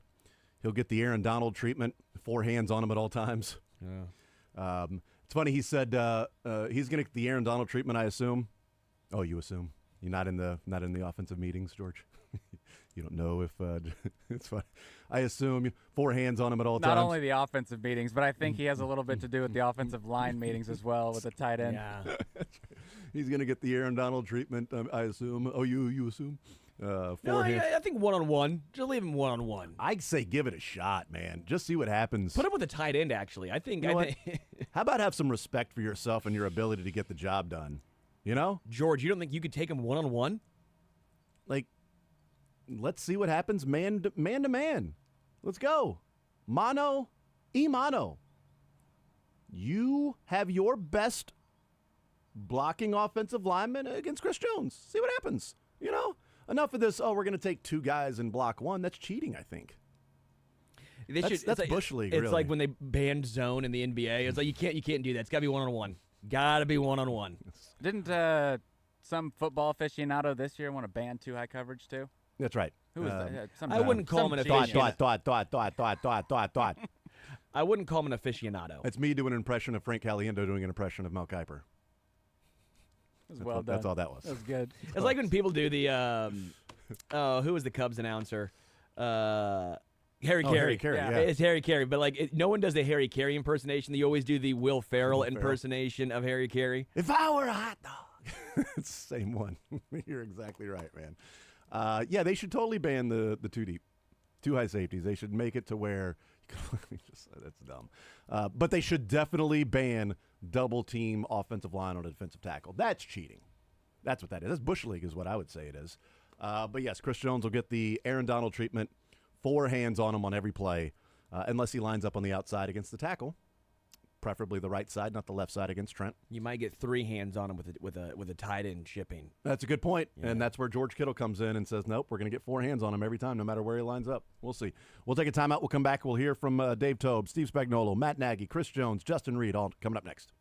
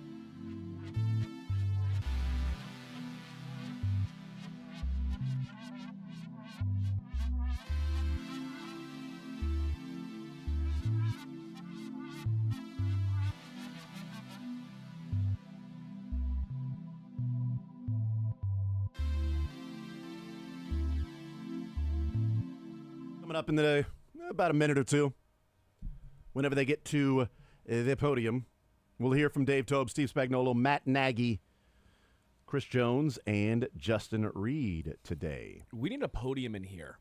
Why's that? It'd be way better to do the show. Can we get the one that Dan Campbell was using? Did anyone see that podium? I did not. I'm going to send you the picture. It looks like a conference table. Nice. It's massive, so hang on. How about that? Oh, my gosh. He didn't even send it to you. Show Jason. That is the largest podium. Oh, my God. That's got to be fake, right? Is that one of those to where, hey, every retweet, I'll make this, every 100 likes, I'm going to make this podium bigger? Is it one of those things? That is a huge podium. That's ridiculous. That's not really even a podium. That's Dan like Campbell's a big man. I would look like Former tight end. Yeah, that is a huge individual, Dan Campbell. He is not a small person. You would not see me behind that. That is not Dexter McCluster up there. Yeah. That is a big individual. No, I did not see that, but that is that's comically big, is what that is. I don't know that we need a podium in here, but we need to grab a soapbox every once in a while if we really get on a tangent. Just stand on it and then go. Here's Dave Tobe. Could get one against that. Just a low kick. What did you see on? Just a normal week. I mean, every week we emphasize getting a good push inside and get your hands up every time because you never know, it could be a low kick, and that happened to be just a little bit of a low kick, and we had our hands up, and Leo got his hand on it first, and then it deflected off of Mike Dana's hand, and huge play ended up in that game. It was. We always talk about that now. Since then, I mean, we talk about how important it is to get your hands up and get that good push. Dave, anecdotally, it seems like teams are maybe returning more when they're like just 1 or 2 yards deep in the end zone. Are you seeing that happen? Yeah, because you don't know if it's going to be a touchback or not, and you don't want to let the ball hit. So anything around, like you got your eyes up and you can't tell exactly where your feet are. So you'll see guys catching it on the run and then coming out, even though they're 1-2 yards deep. Okay. That's why that happens. So it was probably an expectation going into the year then. Yeah, you got to be aggressive with it. You can't just assume the ball is going to be a touchback. You have to go field it. You don't want that ball to hit and then get the ball to 20 if it bounces in. So. Anybody else? All right. Are you kidding me? That's awesome. Great. Thanks. All right, there's Dave Tobe. Sterling, what do you think of that?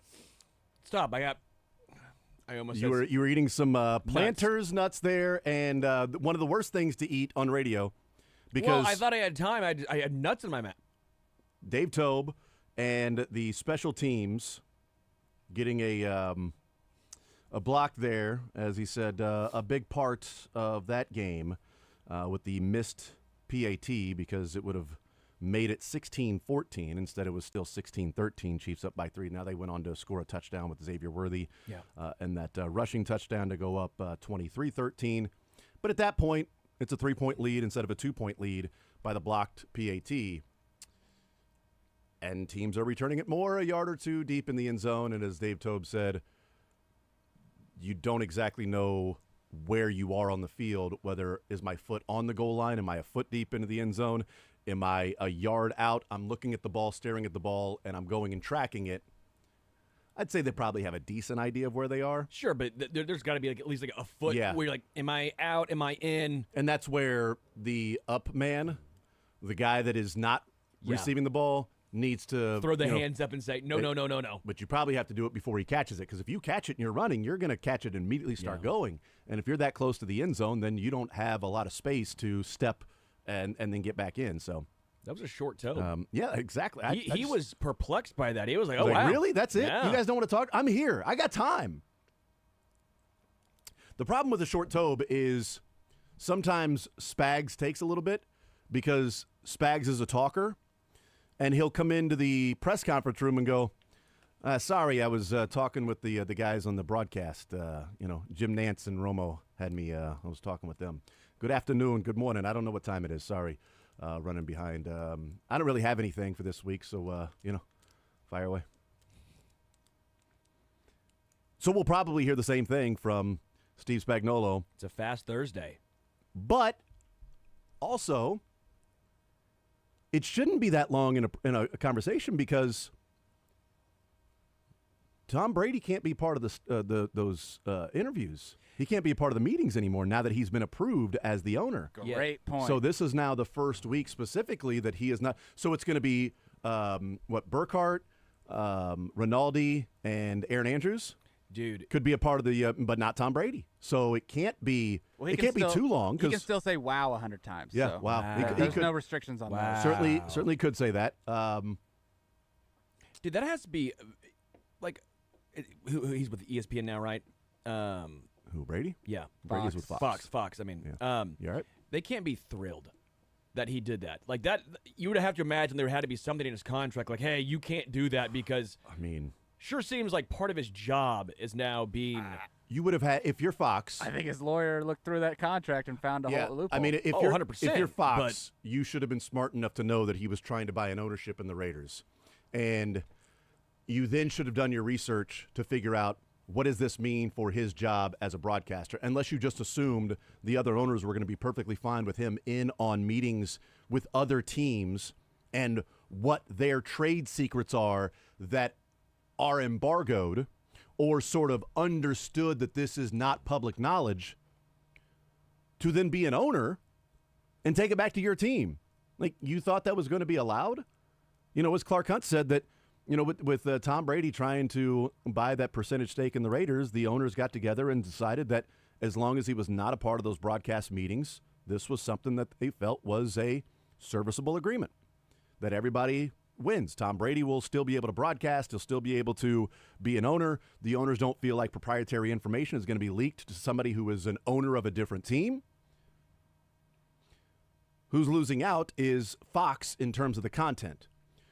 But how much were they interested in the content versus the name? Yeah, great point. Because if it was all about the content, they wouldn't have moved on from Greg Olson. I think Greg was because Greg Olson might solid. be one of, if not the best, color commentators in NFL football right now. He's absolutely great. He's succinct. He's to the point. He explains it in a way that people understand it. He's got experience in playing the game. He's entertaining while he's doing it. All of those things. Like, they, from a content and broadcast perspective, they made a mistake by going with Tom Brady and moving Greg Olson down.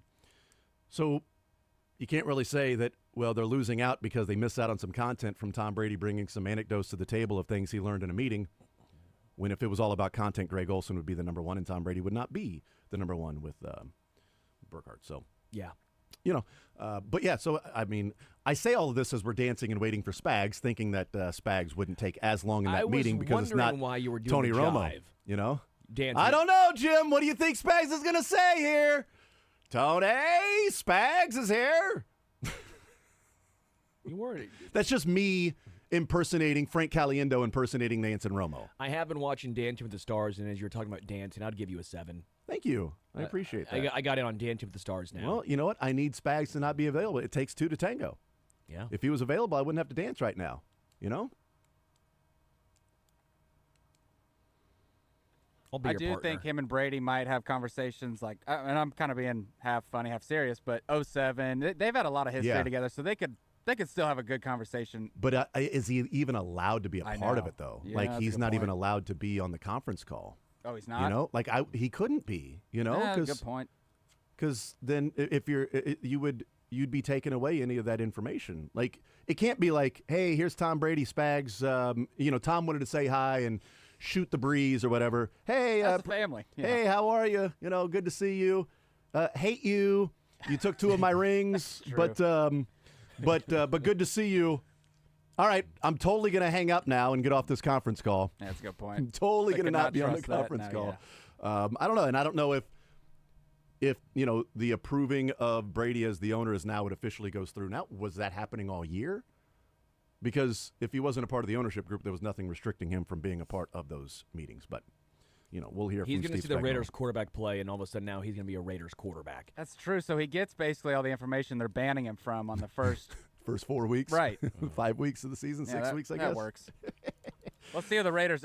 They played a division game too. They played the Chargers, right? Hang on. Yeah, or was it the Broncos? They played the Broncos already. It was not the Chiefs, I can tell you that. So if they played a division game, it was either the Broncos or the Chargers. This much I am totally 100% confident in. that Yeah, they Sterling's would. right. Broncos. Well, they played both. They played the, Oh, wow, you are. Chargers week 1, lost. They played the Broncos week 5, lost. Yeah, but those aren't Fox games, so it doesn't matter. Yeah, But that's right. That It is would have to, funny it would have to that- be Brady Yeah. in a Fox game doing those games. So- He's doing mostly NFC. maybe that was part of it. It was Chiefs, you know. CBS. Raiders aren't going to be at 425 anyway, so yeah, approve them. Broncos, CBS, Chiefs, Raiders game. That's on the 29th of November. That's Black Friday, right? Yeah. That's Prime. I don't know who the announcers are for Prime. Oh, that's going to be Kirk. Kirk. Tarico and Kirk. Okay, and then I'm just looking at Alan Kirk. Jeez, not Tarico. and then Alan Chargers. Kirk. Chargers game is TBD. In the following ball season. game. So, as far as AFC West My, opponents, they will not Only affect Al KC. Michaels. In the ball game.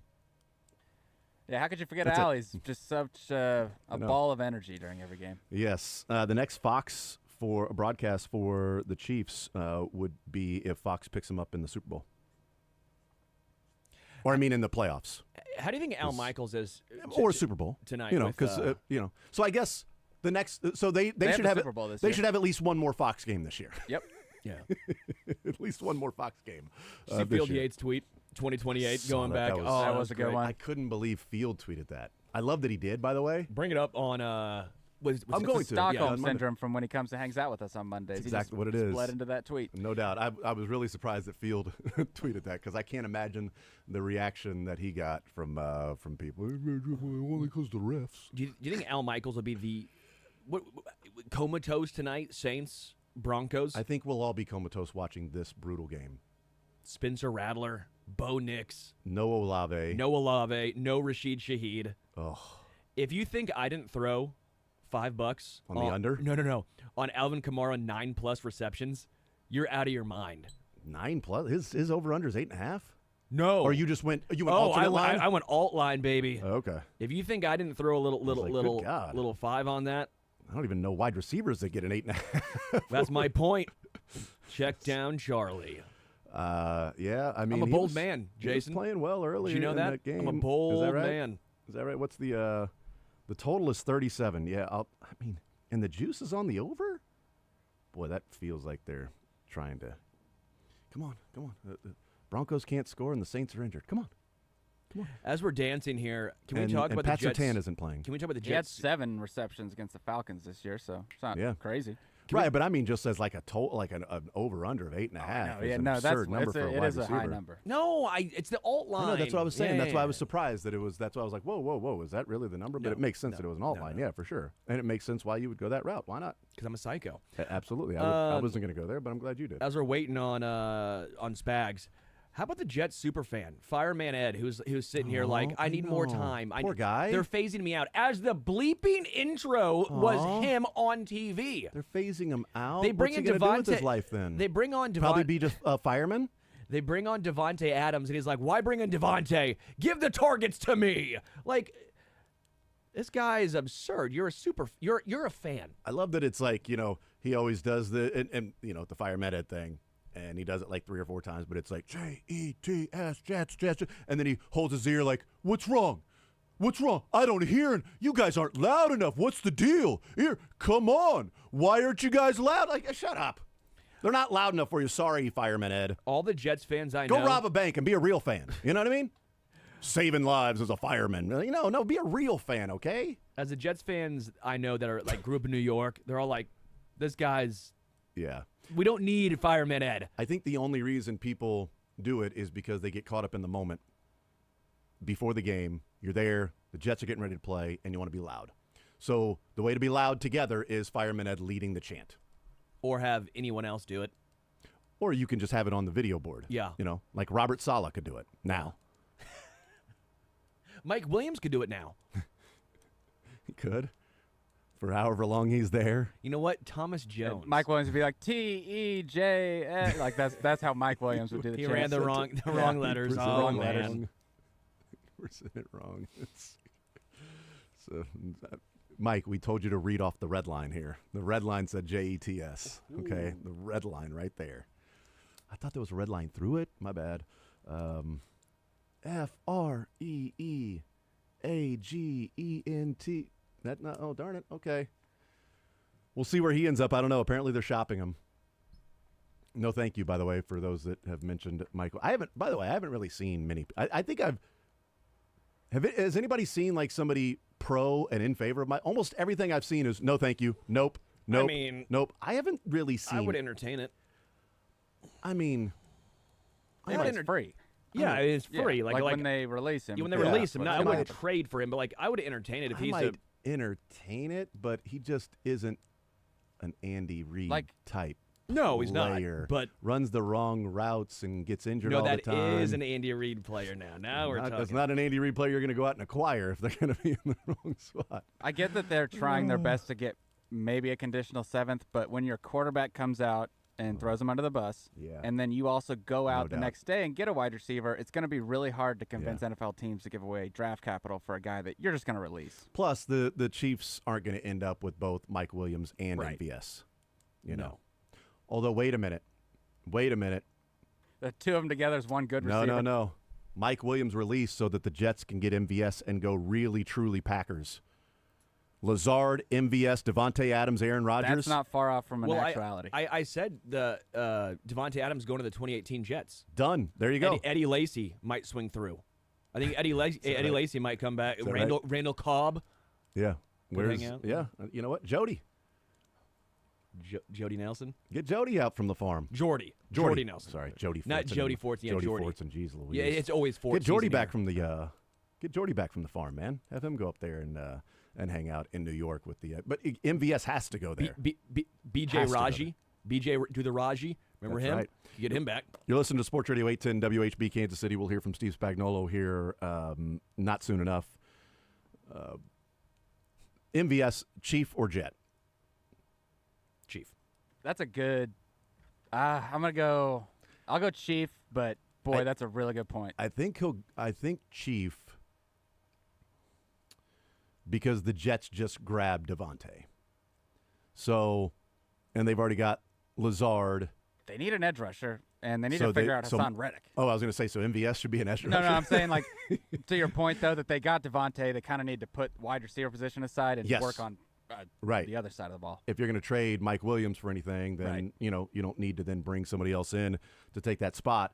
I'd say 60-40 Chiefs to Jets. I'd say I agree. 90 Chiefs. 90-10? 90-10. Yeah, I'd maybe go to 70-30, but I think 60-40 is pretty solid. Just because the Chiefs also have to say yes to MVS, and I don't know if they're doing that. It also depends on, like, what's the relationship between Aaron Rodgers and MVS? I mean, did they get along? Were they good? Was MVS sort of tired of Aaron Rodgers' bleep and was ready to move on anyway when he came to the – like, I don't know what the – Didn't he say when he first came here something about I don't know. I'll have to look it up. But I think there was a comment where it was positive towards Rodgers at least, so I don't know. Yeah. I don't think he goes to the Jets at all. Spags. See ya. Beautiful day. Weather's changing a little bit, huh? It's a great thing. I just kind of open it up. I'm ready to go. Bye week. Right? Steve, why did you feel like your game plan was as effective as it was last year against these guys? Oh, I don't know. I think back and I always think we could have done a little bit better, Adam. We did some good things, but I thought they kind of moved the ball. We played decent in the red zone. Trying to go back now. There was the trick play they got the score on, right? We were aided by early on they were moving the ball. It was really good to get that turnover in the first drive. That kind of helped us. I thought the guys played really hard. They were on point. We had 2 weeks to prepare. I really kind of just put it back on the players. They were just that hungry. And listen, this offense is still a headache to defend. I know they're minus the running back, but I think the guys that are plugged in there for them still make that whole system effective. So we're going to have a pretty good challenge in this one, too. Seems like you played a lot of man that day or that night. The benefits of playing man against that particular opponent, what did you see in that? I think the quarterback's really good against zone and finding those pockets and spaces, and I think the receivers adjust routes to do that. That makes it really challenging in zone. Now, one of the things you got to remember is we had, last year was a little different. LJ was here, and Trent, we had him in a different spot, and so we'll see if we can do the same things. But I just think their system is built that they really can expose zone coverage, and yet I think they got enough skill that if you don't have the right man people covering their men, that can be challenging too. It's going to start up front and stopping the run, and hopefully we can get the quarterback not to be in timing like he is, because I can't find a weakness in this quarterback. Every time I put the film on, I'm more and more impressed. It's funny, I was watching, you guys will have a better idea of the year. When did we go out there and play in our regular season games? Yeah, and it was at the end of the game, and I think they had taken Garoppolo out, and it was Brock Purdy, and I had forgotten that, but he ran the 2-minute drill and kind of got him down there, and then I think we picked it off at the end, but he looked pretty good then, not like he is now, but I'm really impressed with the quarterback. Just given Dano might be down this week, just given Dano might be down, what tangible ways have you seen growth from Felix? Yeah. Especially week 4 when Dano was out. Yeah, I've been pleased with and this is a great opportunity for him, right? I mean, one guy goes down, another guy gets some more reps, and you know, when Mike has gotten hurt, Felix's reps have gone up. Same will happen with Malik. He's getting better and better at everything he does. He made a mistake yesterday, sticking out. It was in a walkthrough, but he'll get that one. I'm glad he made it, yesterday, because then he'll fix it in the game. But no, he just keeps building, and that's a good thing. You mentioned Purdy being pretty good. I mean, one of the things he seems to particularly adept at is against the blitz. Obviously, you've been blitzing a lot. I'm not asking you to give away a game plan, but what's that fine balance? Wanting to blitz versus a quarterback that's good against it. Yeah, I mean, we're never going to go in the game and not blitz at all because we're fearful of it. But I think we do have to respect the fact that he knows exactly what to do with the football. To me, the most impressive thing is even if it wasn't getting it out quick on a blitz, he has a unique way of getting away from it. I just showed a play this morning where I forget what team it was, but they brought quite a few people. He didn't blink. He didn't panic at all, and boom, and he was out of there. And I think he might have gained 2 yards or got the ball away. But that's a pretty good weapon for them to have to negate, that part of our defense. Could you kind of explain how Chris affects games without piling up big sack numbers? Yeah. Well, I mean, you saw it last week. I mean, the Saints, I think, paid a lot of attention to Chris in the way they protected in the pass game.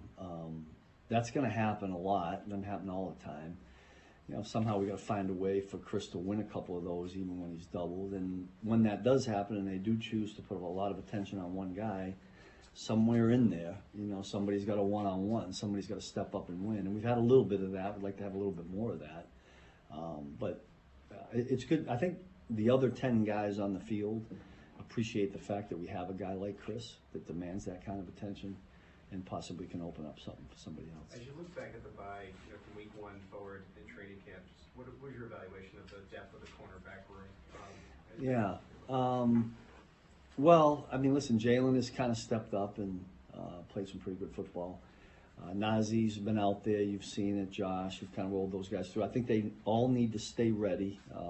Trent, obviously. And, Chamari having filled in and played that nickel spot has really helped. That's not easy to ask a safety to do. But I think we're going to need all those guys. I mean, I think Dave and Donald have done a great job with that whole group, the continuity, the chemistry, the way they work with the linebackers has been helpful. And if we can keep playing as a unit, not a bunch of individuals, that'll help us going forward. Are you getting more from Watson than maybe you anticipated? I missed so much time at camp. Well, I forgot about that part. Yeah, we didn't have them at all in the off season, a lot of training camps. So the answer to that question would probably be yes. I had no expectations going in. What I was looking forward to was the battle between the three of them, and it was a pretty good battle. I mean, Nazee got hurt, and Josh was in there and out of there. But somebody had to surface right now. It's been Jalen. We got a long way to go here. I think those other two guys are ready. Nazee gets in there a little bit here and there, but we'll see as we keep going forward. Last one, Nick. Steve, when you go against the Kyle Shanahan blocking scheme, how do you do formations, the motions, everything combined? How tough is it to kind of combat that? Yeah, we've talked a lot about the whole eye candy. I mean, there's a lot of movement up there for reasons. They get your eyes all over the place. They can disrupt support and run systems, and that's why they do it. They try to soften you up a little bit. We have a good group of guys that have worked well together. We need to do that, all day long out there in San Francisco, because all it does is take one misfit, and just any running back they put back there, but especially the number 24 has been doing a really good job of it. That's what the system is built for, and we got to negate that by kind of being on point. I think our eyes are probably the biggest thing. Thank you, Coach. You got it. Thanks. All right, there's Steve Spagnuolo. A lot of man-to-man that they played in the Super Bowl against the 49ers with the Kyle Shanahan offense, and said, look, their system is built to challenge zone, but they have guys that can win in man-to-man, and their guys have to step up and play. Last year they had Snead and McDuffie in a different spot. Jalen Watson needs to play better. It's also a quarterback that's good against the blitz in Brock Purdy. And I liked what Spagnuolo said. We're never going to not blitz because we're afraid. It's like, no, but you respect how good he is what Steve Spagnuolo said. Yeah, it was interesting, too. Cynthia was talking about how the 49ers have actually been really good with air yards, but they've really struggled with yak. Which is shocking with this. With Shanahan's offense, is all about yak. So, and again, I like what Spags is saying there. I think Brandon Ayuk has really struggled this year overall from, I think, some expectations since the contract and the sitting out. At some point, you can't keep saying rust. It's October 17th. Jordan Mason's banged up. Looks like he's questionable. He might go, but then it'll be Garendo if he doesn't go. So, and the Chiefs have stopped the run to begin with. Again, I keep finding, I'm not trying to talk myself into it. I just think this is a good matchup for the way the Niners have played this year. Now the Chiefs have played this year. He talked about that Brock Purdy is, recognizing the blitz, getting the ball out quickly, or just simply moving away from the blitz. And he said there was a play where, that whoever they were playing, they sent a lot of guys, and boom, he saw it and escaped the other way. But as he's talking about, like, recognizing getting the ball away, makes me think of McDuffie knocking the ball down in the Super Bowl. He blitzed, got the ball away, but McDuffie knocked it down. Here is Matt Nagy. I don't know. We'll see. We'll leave that up to Coach. He's done I'm sure he has a plan and that sort of thing. Clyde's been great in meetings, and we all know who Clyde is, what he can do. But just, again, I go back to who he is as a person and what he's all about. I think we just have so much appreciation for him, and just let that go with Coach and Veach and let them play that out. With Juju's game last week, obviously very good. What signs do you have that maybe that's more repeatable than somewhat of an outlier? His experience in the league, his experience within this offense, his experience with Pat, there's a trust factor there. So I knew it wasn't going to happen overnight or right away. And you don't know how many more of those will happen, but when you have a guy that is able to get in the right spots and you build that trust with the quarterback, and Juju has that, he's been to the highest level with us and has had success. And so it's just a matter of, okay, let's get him in. Let's see what he does well. Let's fit that with what we do. Let's do what he does well in our offense and let it roll. Matt, when you go through a circumstance where you don't expect Rasheed to come back, but now you have another top rookie receiver, is there certain things you can take from what happened last year with Rasheed being, brought along maybe faster than most receivers, and some ways can apply that for both Xavier and Patrick? Probably the patience is the biggest thing, is that Rasheed took a little bit of time. There was a few plays that occurred middle of the season where you're like, as a coach, you go, yeah, that's what we know he can get to. I think that was probably the same way too with Pat when he saw a couple of those plays. And so, like, they're different receivers, Xavier and Rasheed, but we can kind of see what their strengths and weaknesses are. And then there's some times that you might run a certain route or concept that you didn't know they could do that well, or vice versa, that maybe we thought you could do better that they struggle with. So then we try to, either do more of that or less. But there's patience is probably the biggest factor in this. And then, but again, I'll continue to go back with Xavier, and Rasheed was the same way, as these guys are smart kids that have high football IQs. So it makes that part of the process easier. Matt, when you get a whole bye week to kind of maybe look over some things, you go to recalibrate in red zone, first 15, whatever, what were you able to how beneficial is that for you? It's always great because things slow down. Sometimes we say you can be in the weeds when you go week to week, especially when you get into like week 10, 11, 12. And sometimes you focus so much on what the opponent does, and you forget that they're watching what you do, and you got to make sure that there's tendencies aren't as magnified to them. And so it gives us a chance to step back. What are we doing well? What do we need to be better at? I think this last game, it's pretty obvious we want to be better in the red zone, but there's a lot involved there. So we probably emphasized a little bit more there in the time we had. But at the same point in time, we feel very confident with who we have and what we're doing, and now just going out and executing. Go ahead, Jess. Oh, I was just going to say, speaking of tendencies, kind of inside baseball a little bit, but you guys almost are going to on pace to double your runs for inside zone and double your runs for power. I just wondered what that says about you guys and your offensive identity and your offense this year.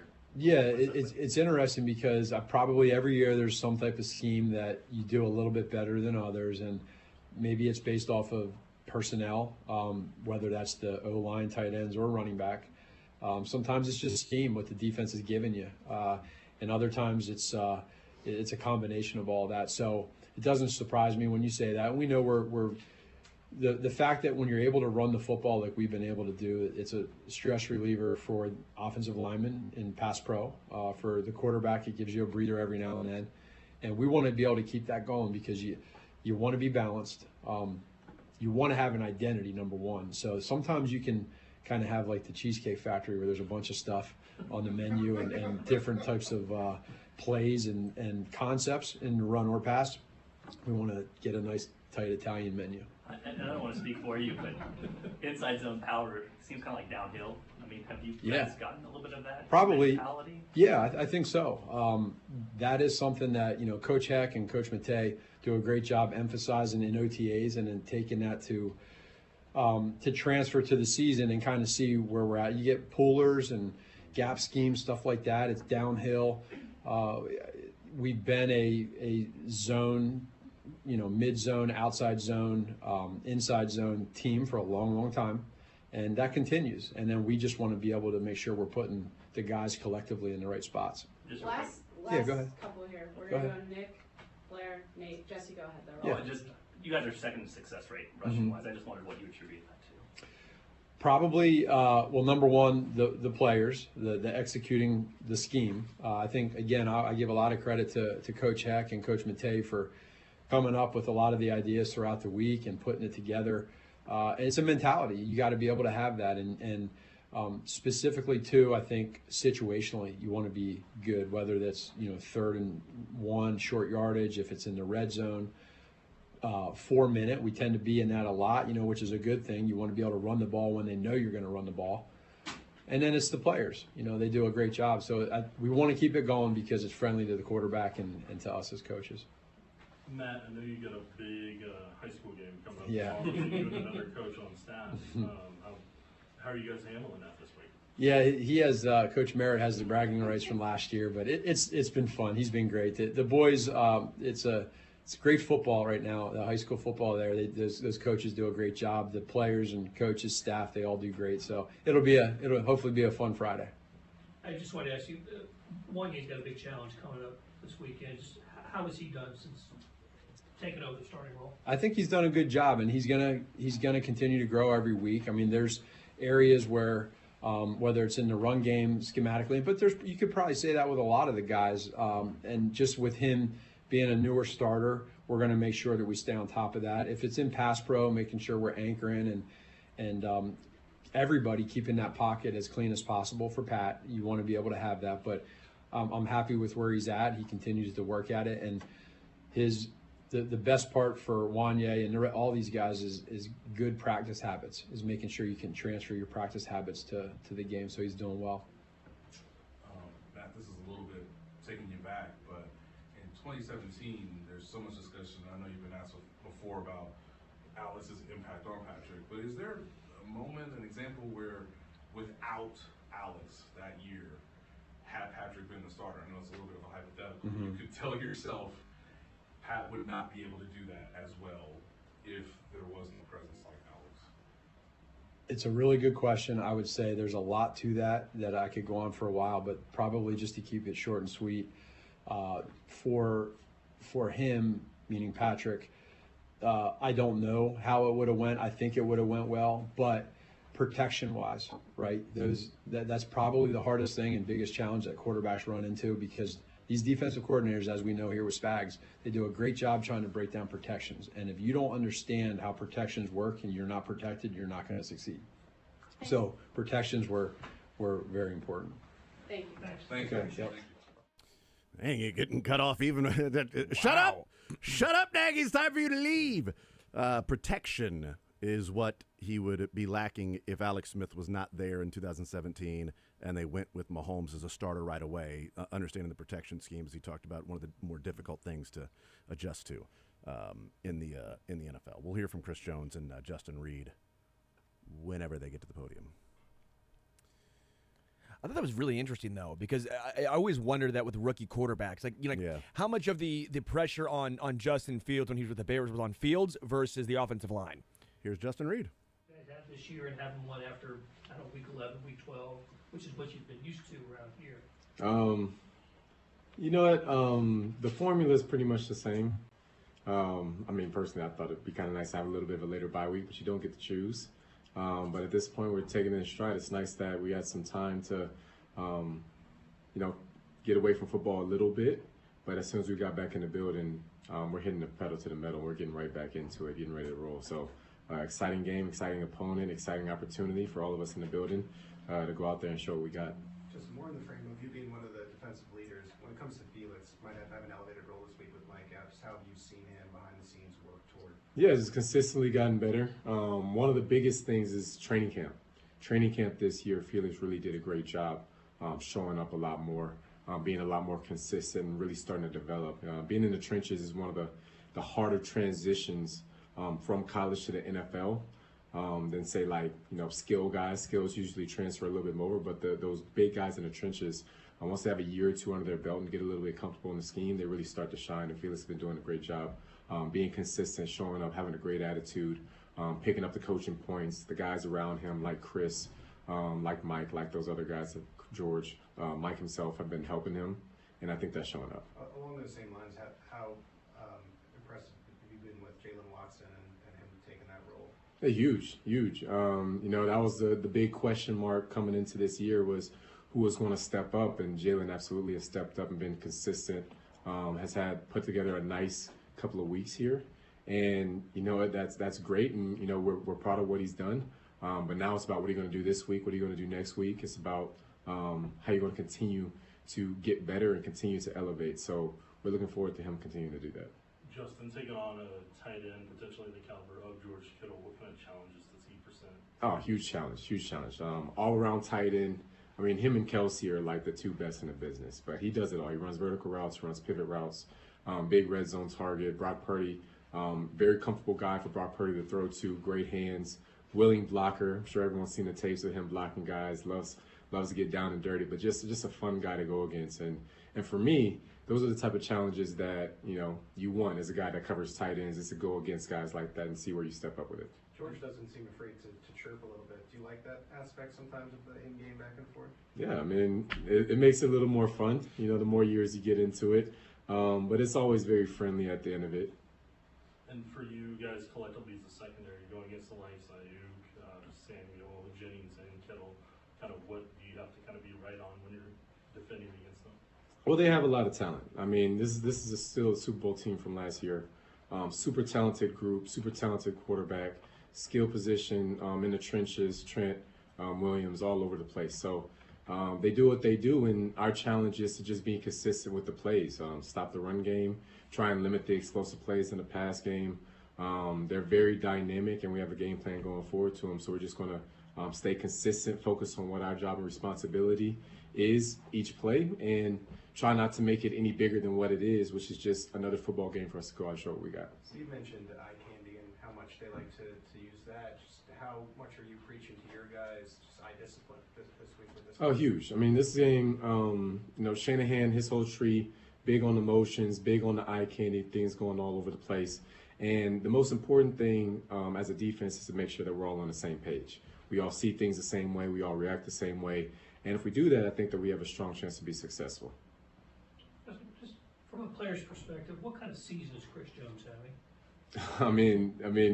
This guy is taking on 3 blocks every play. So just very, very explosive guy, a guy that opposing offenses have to have a plan for week in and week out.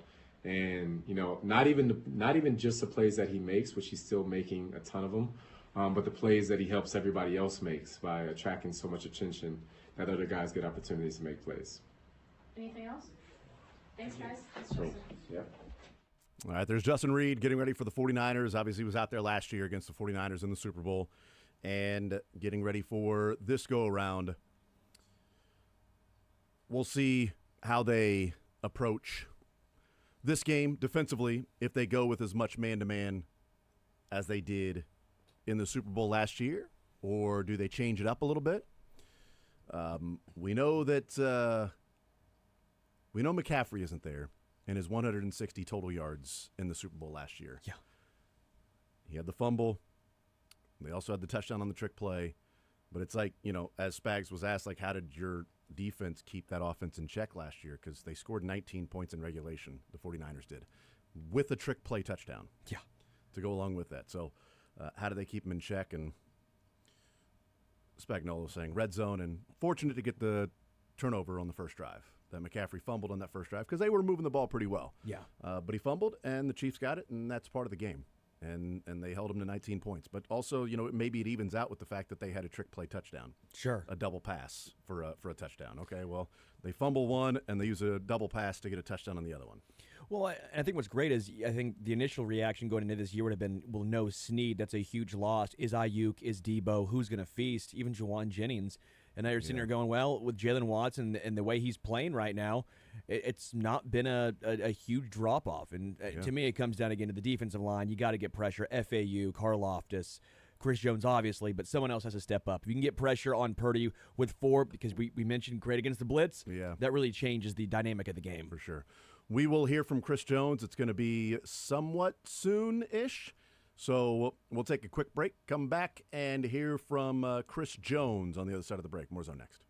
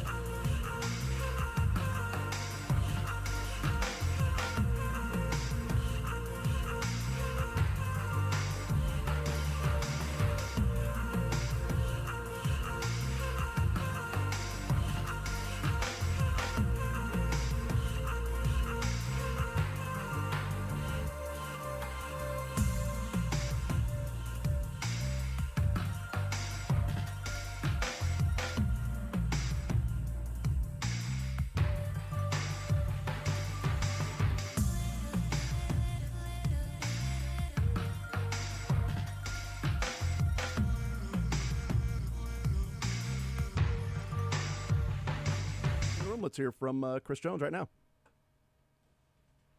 Chris, what's it like to go against the 49ers again? It's fun. It's going to be competitive. Energy is going to be high. It's a good team. One of those better teams that you could probably have the possibility to see in February. So we know what's at stake. We know the challenge ahead of us, and we're excited for it. Chris, as a defensive lineman, is there certain stats you wish that could be evaluated on and kind of be based on the impact you have on a game versus just like, did they get a sack or not? Are we talking about this team or defensive line as a whole? Just in general, defensive line, do you wish there was some kind of stats that you could base more on than just if the person got a sack or not? For example, you take on double and triple teams, and you have an impact in the backfield. Do you wish there was any stats that would be for defensive linemen that aren't readily available right now? No, I think it all varies. You look at a guy like Quentin Williams. He doesn't have the stats, but the impact that he has on that defensive line, that defense as a whole, doesn't compare to what he's doing in a game, throughout the game, taking on a double team so somebody else can get open. So, when you take that into account, I mean, I don't think as a defensive lineman, it's hard to be appreciated as much unless you got 10 to 15 sacks and, unless you got the numbers. But it doesn't take away from what he's contributing to their team and their defense success.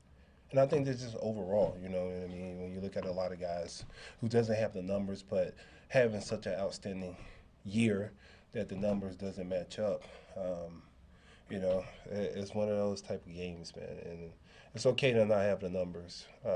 They've been through it before. You can't pay attention to numbers.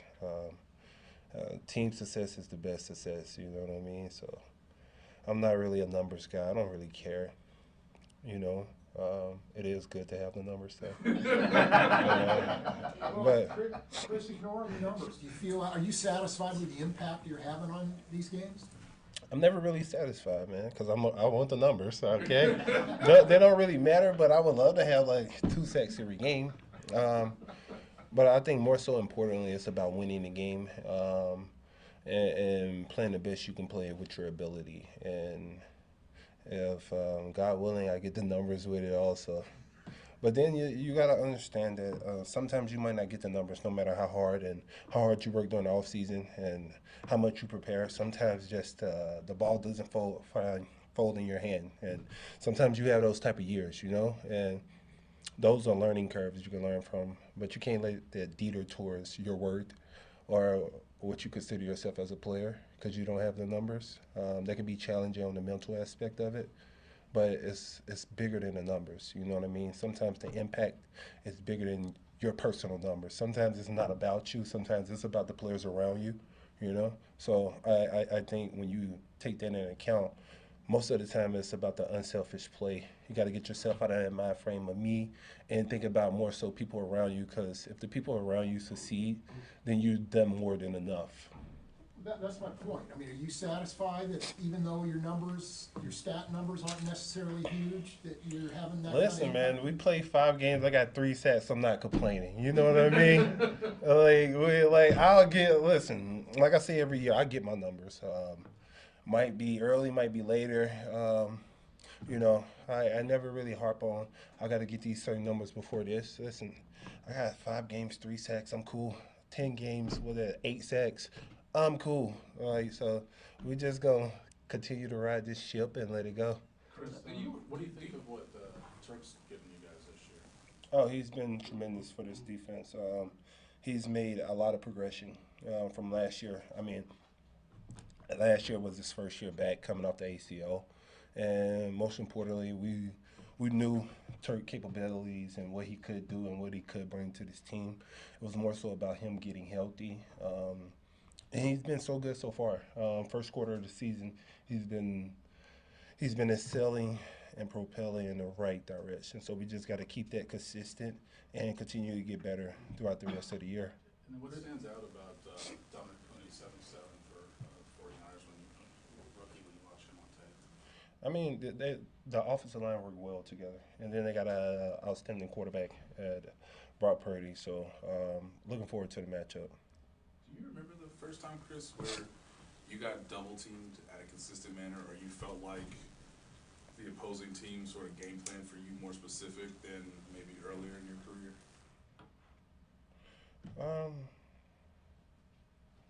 Listen, my mind is everywhere right now. I can't fucking remember 5, 6, 7 years ago. But no, that's just the respect level. Oh my God. Knock on wood. I hope it don't come too early.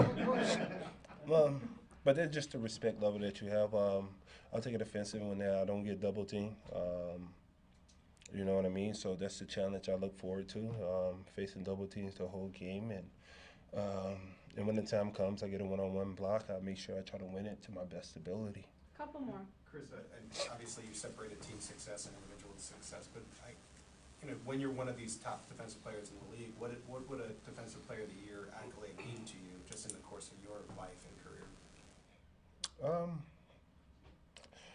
I think as a personal aspect and as a selfish individual, looking at it from just my perspective, and I mean a lot, but I'll take a damn Super Bowl over DPOY any day. You know what I mean? You look at J.J. Watt, right? I have so much respect for J.J. Watt, one of my favorite all-time players. I'm quite sure he'll trade all 3 of his DPOYs for 3 Super Bowls, right? So you're talking to a guy who got 3 Super Bowls. I mean, we win another Super Bowl.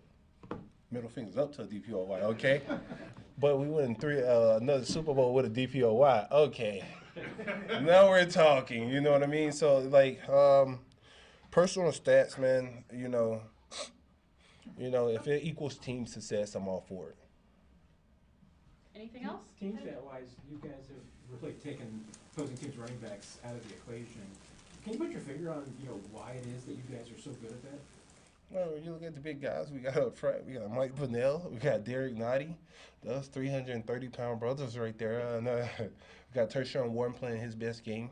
You know what I mean? We got George Karlaftis stopping the run at a high level. We got Mike Dana. And we got Phillips coming along. We got a lot of guys who has been contributing to the team's success. And we got our linebackers who's flowing down hills.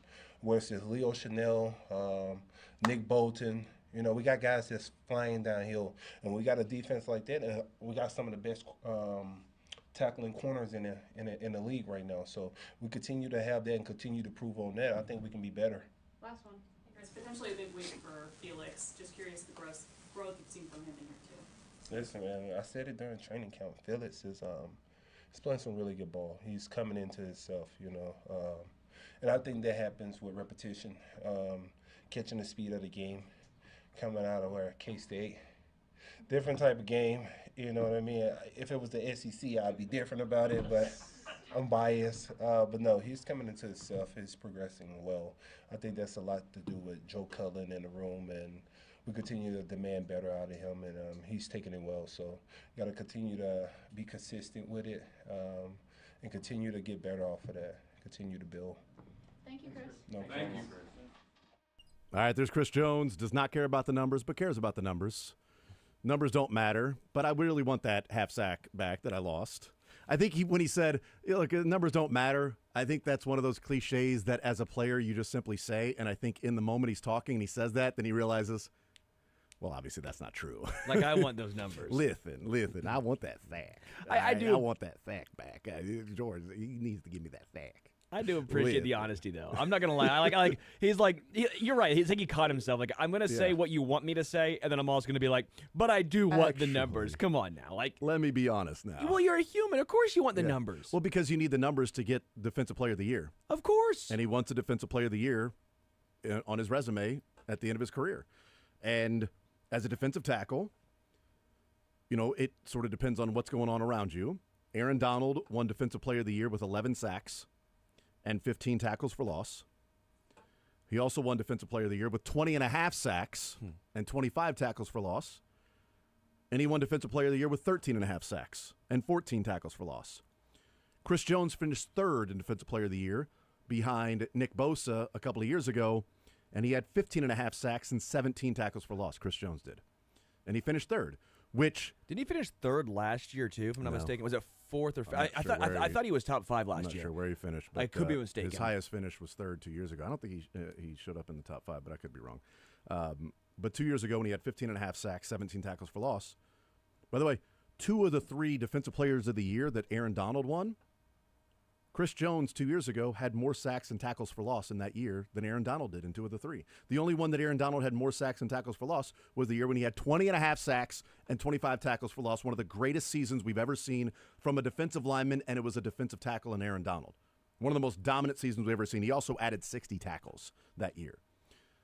But the other years, 11 and 13.5, Chris Jones had 15.5. Tackles, 41 and 45. Chris Jones had 44. Tackles for loss, 15 and 14. Chris Jones had 17. So he was putting up better numbers 2 years ago, but he finished third because Nick Bosa had 19 sacks. Chris Jones had more tackles for loss, but he had 4 sacks fewer than Nick Bosa.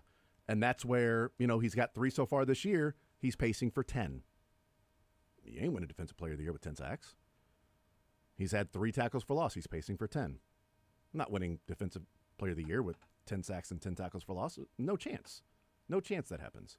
So that's where the numbers come in. Because, unfortunately, in his position, whether it's defensive tackle or not, Defensive Player of the Year has to have the numbers. And the advanced analytics may say pass rush win rate and how often he's double-teamed, but then they'll look at it and say, yeah, but where are the sacks at? Okay, well, this guy has a lot more. So that guy's going to get Defensive Player of the Year. Not going to be Aiden Hutchinson this year.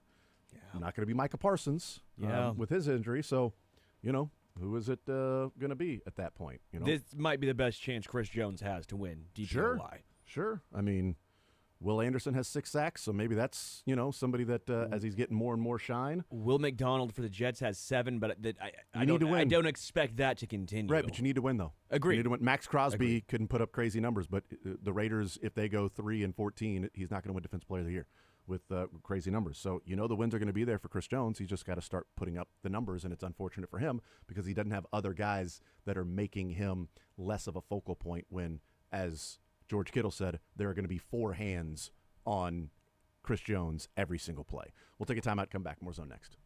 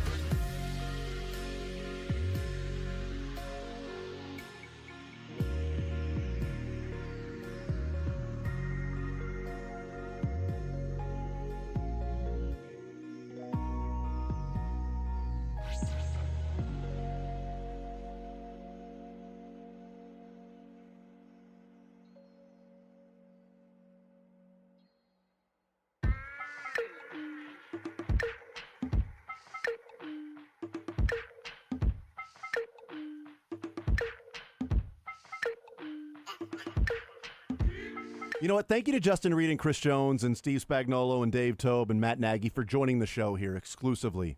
We really appreciate them coming on this show. We also appreciate everybody out there at Arrowhead asking questions for us. Yeah, that was nice. We sent them a list of questions we would like to have answered. A listicle, if you will. A listicle. Yes, a listicle questions, and we appreciate them doing that. No, Matt Nagy, Dave Tobe, Steve Spagnuolo, Justin Reed, Chris Jones, heard from them getting ready for the San Francisco 49ers coming off the bye.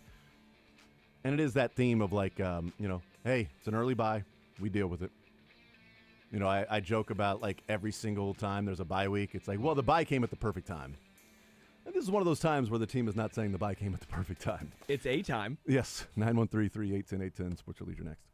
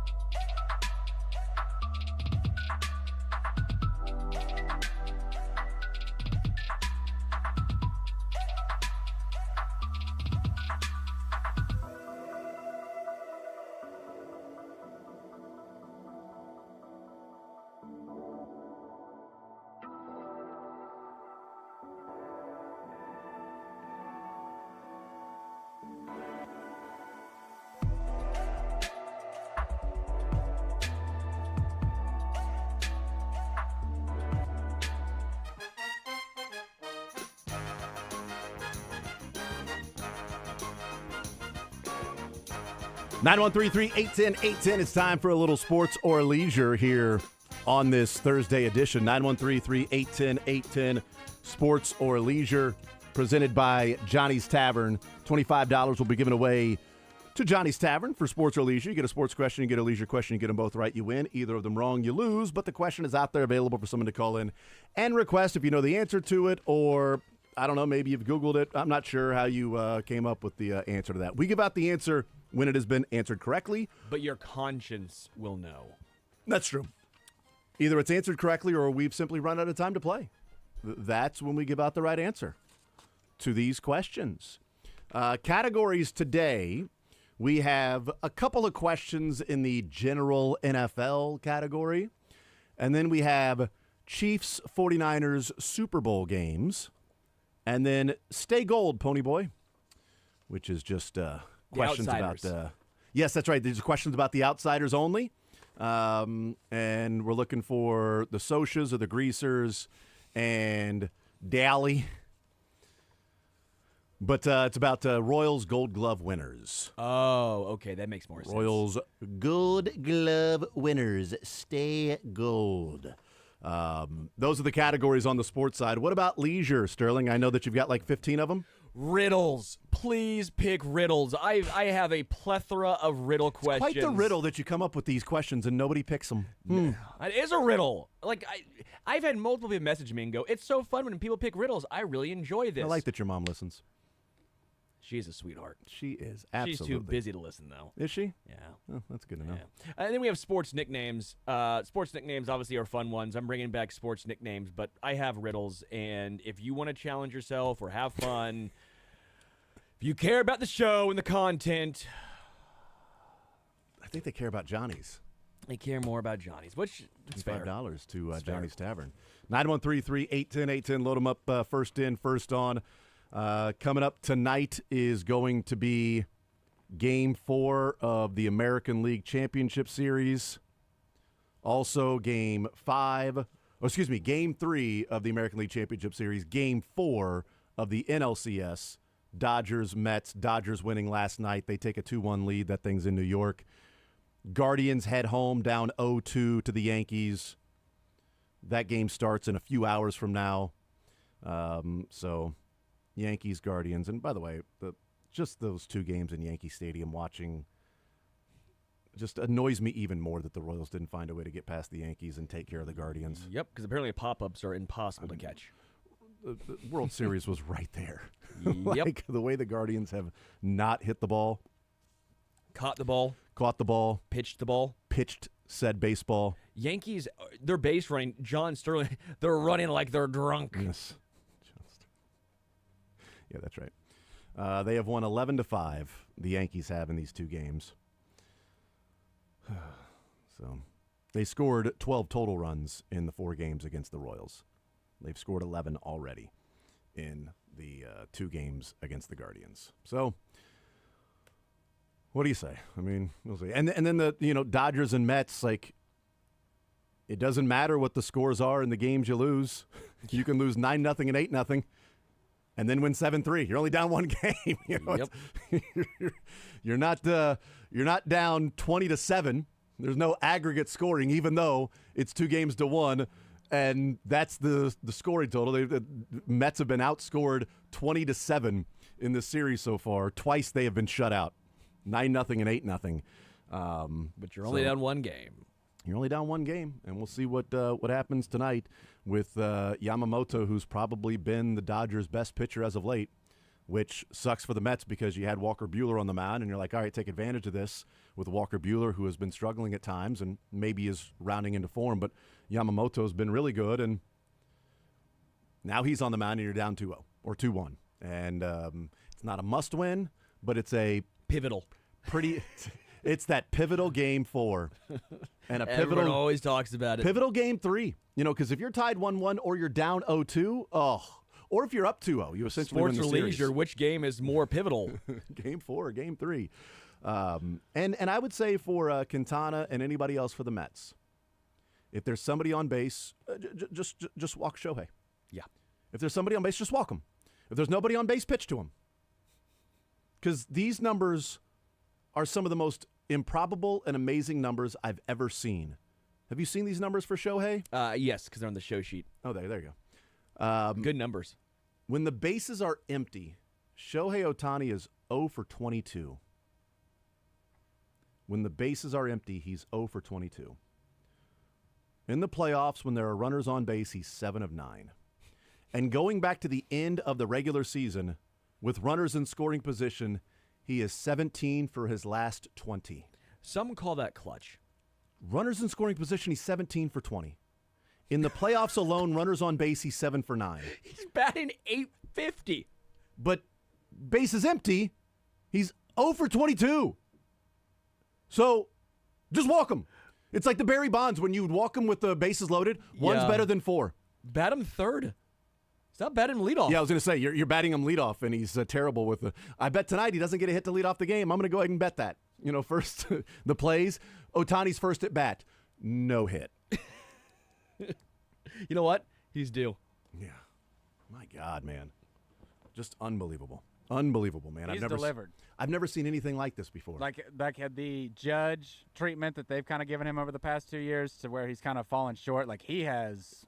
But it's been the delivered. it's the exact opposite of Judge. Yeah, that's what I'm saying. Like Judge has not come. He hit a home run, last night or the night before, whenever it was. I guess that was Tuesday night.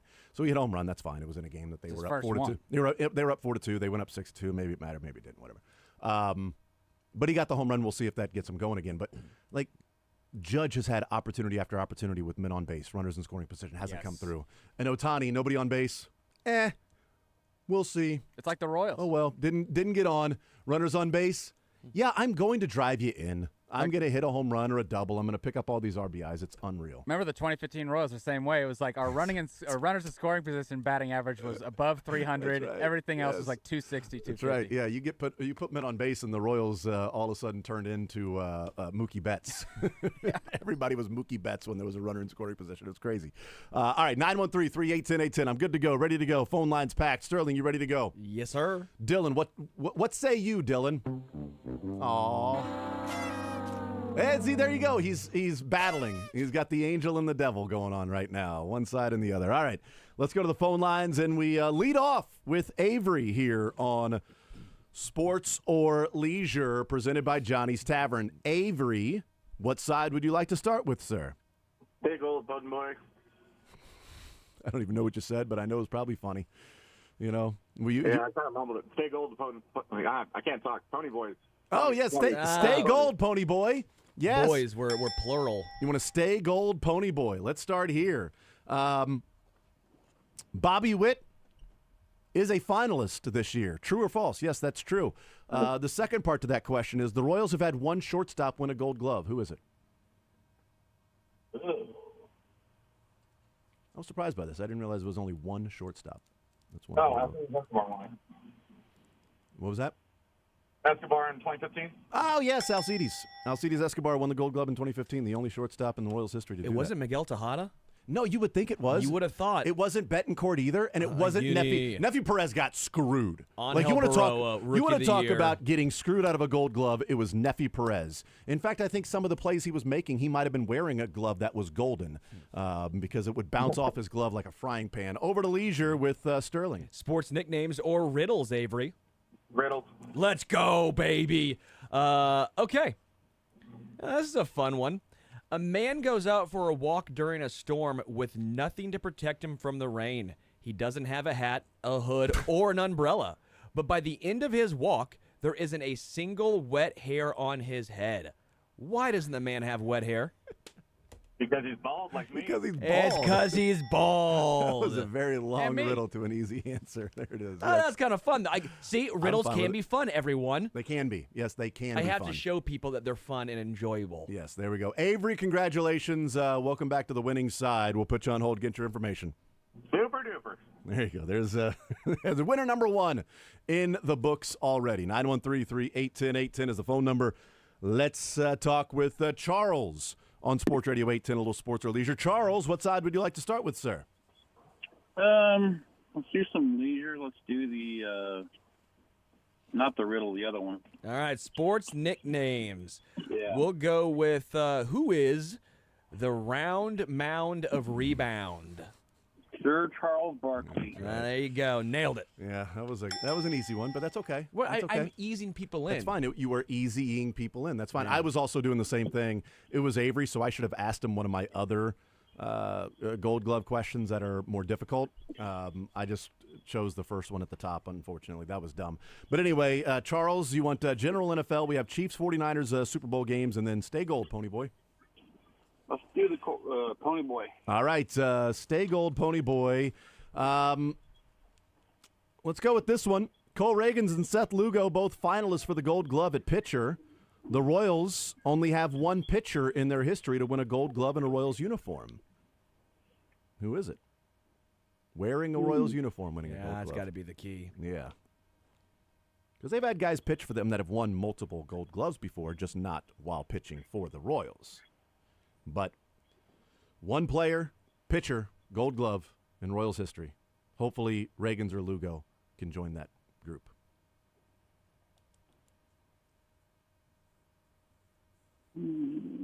Are we talking like 80s, 90s? It's in that range, yeah.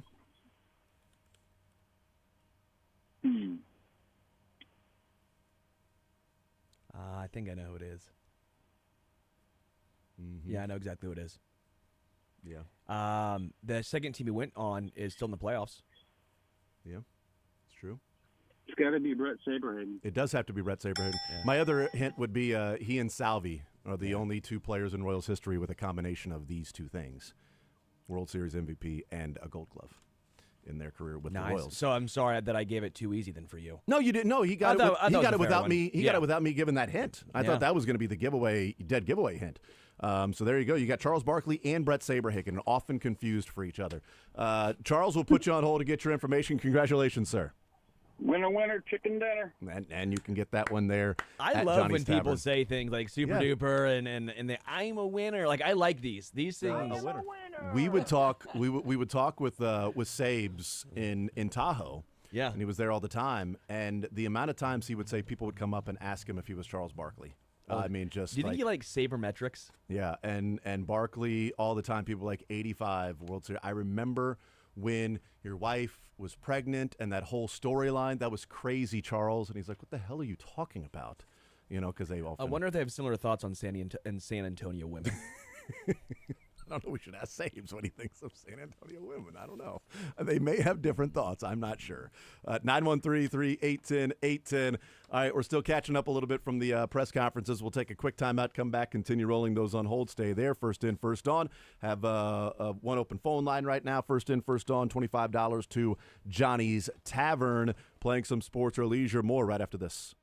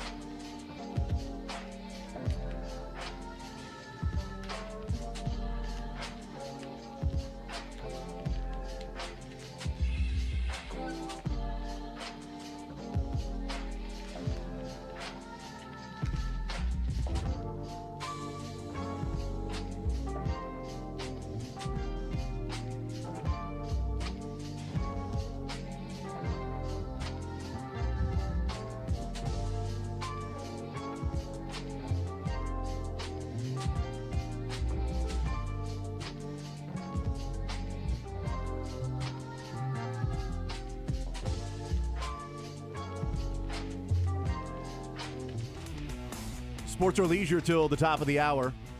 Presented by Johnny's Tavern. $25 to Johnny's Tavern, getting a sports question and a leisure question right and winning. We already have a couple of winners already here on the show. 913-38. That's right. 913-3810810. The categories, just as an update, we have on the sports side a couple of in the general NFL category. We also have Chiefs 49ers Super Bowl games, those two games, different questions around those two games, and then Stay Gold, Pony Boy, which are questions about gold gloves in Royals history, with 4 finalists for the Royals being Gold Glove finalists at 3 different positions. What about on the leisure? We have sports nicknames, and we also have riddles. Yes. Yay, riddles! Woo! Sterling wants you to avoid riddles at all costs. Stop That's what that. he said. That's what a he riddle. said. That's all right, head back to the phone lines. Jake next up on Sports Radio 810 WHB Sports or Leisure. Jake, what side would you like to start with, sir? Hello. What up? I got a question. I got a question first. Name a more fun Major League sports city than our beautiful city when we were toiling with the Orioles and Yankees, and the Chiefs are, as we know, undefeated. It's a riddle or a trick question because you can't. You got it. Nailed it. All right, do I get $25 to Johnny's Tavern? Dylan? Sure. What's the scoring on this one? Well, he needs to give you a sports question now. Oh, yeah, that's right. Well, that was kind was of that a both. sports or leisure? It was both. That was sports and leisure. I knocked it out in one fell swoop. Yeah, And like yeah, it's Dylan. It's sports or leisure. What are you talking about getting 2 right? I It's don't sports think you know or what leisure. one What do you- fell swoop What am I means. thinking? What do you think OR stands for, Dylan? Okay, come on. All right, what side do you want to start with, Jake? Sports or leisure? Let's start with sports and the Gold Pony Boy. All right, let's go with this one. Frank White and Alex Gordon both have 8 Gold Gloves in their career. The next 2 in line have 5 and 4. Who are they? Who are they? 5 Gold Gloves and 4 Gold Gloves in Royals history. Yeah. Frank I'm White, inclined to say the Royals person that everyone thinks of first. And so I'll tell you, it's not Mark Teehan. Why are you giving away obvious answers? A guy at the same position, though. Yeah. No. I will say there is no free space here. Yeah. Well, semi-free space if you think about. Well, yeah, but there's no free space in terms of what we say in Royals history of Correct. free space. Correct. It's the only one. He only got 1. Yeah. Is that all? Yeah. Yeah, which is surprising. But Well, it's Salvi. Salvi's got 5, and next in line with 4. And 4 is. I didn't realize he won 4. How By about the way. So How about the fast guy that played center and left in the 80s? your guess is Willie Wilson. Yeah. Willie Wilson is incorrect. It is not Willie Wilson. Jake, thank you for playing, man. I appreciate it. And together we kind of got sports or leisure right with the city question too. So thank you for playing, Jake. I appreciate it, brother. All right, Jason. Absolutely. 913-3810810. Man, this is tough. Is it? Because, well, the guy who I thought it was, I thought Willie was a good guess. Yeah, he got 1. The guy I thought it was only has 3. And then the other guy who I thought it was only has 3. So now I'm befuddled So now. which guy did you think it was once you mime the initials? I thought it was. Right, no, he's only got 3. Yeah, I know, that's my point. Yeah, idiot. I apparently am an idiot. Why are you so stupid? I'm shocked by this. I'm befuddled now. I didn't mean to befuddle you. I just meant to fuddle you. All right, Andrew, next up on Sports Radio 810 WHB. Andrew, sports or leisure, what side would you like to start with, sir? Well, got to go with Chiefs and 49ers. Chiefs and 49ers, thank you, sir. All right, let's go with this one. Combining the 2 games, so taking the 2 Super Bowls combined, so that would be 8 quarters of football and an overtime. Who scored the first and last touchdown in those 8 quarters and overtime combined? The first touchdown and the last touchdown. Are you saying who personally scored it, or Yes. just the team? Nope. Who scored those 2 touchdowns? Well, last was McCole Hardman. Nailed it. Yeah. And who got the I don't know scoring? how I got that one. Great guess. Great guess. I wouldn't have guessed. This time last year, I would have not have guessed McCole Hardman would be the guy that got the touchdown against the 49ers in the Super Bowl that year with him being a New York Jet. That would have shocked me and surprised me. I would not have guessed that, but you did get it right. The first one who got the scoring started for the Chiefs or 49ers in that first game in 19/20. Man. What shit was those?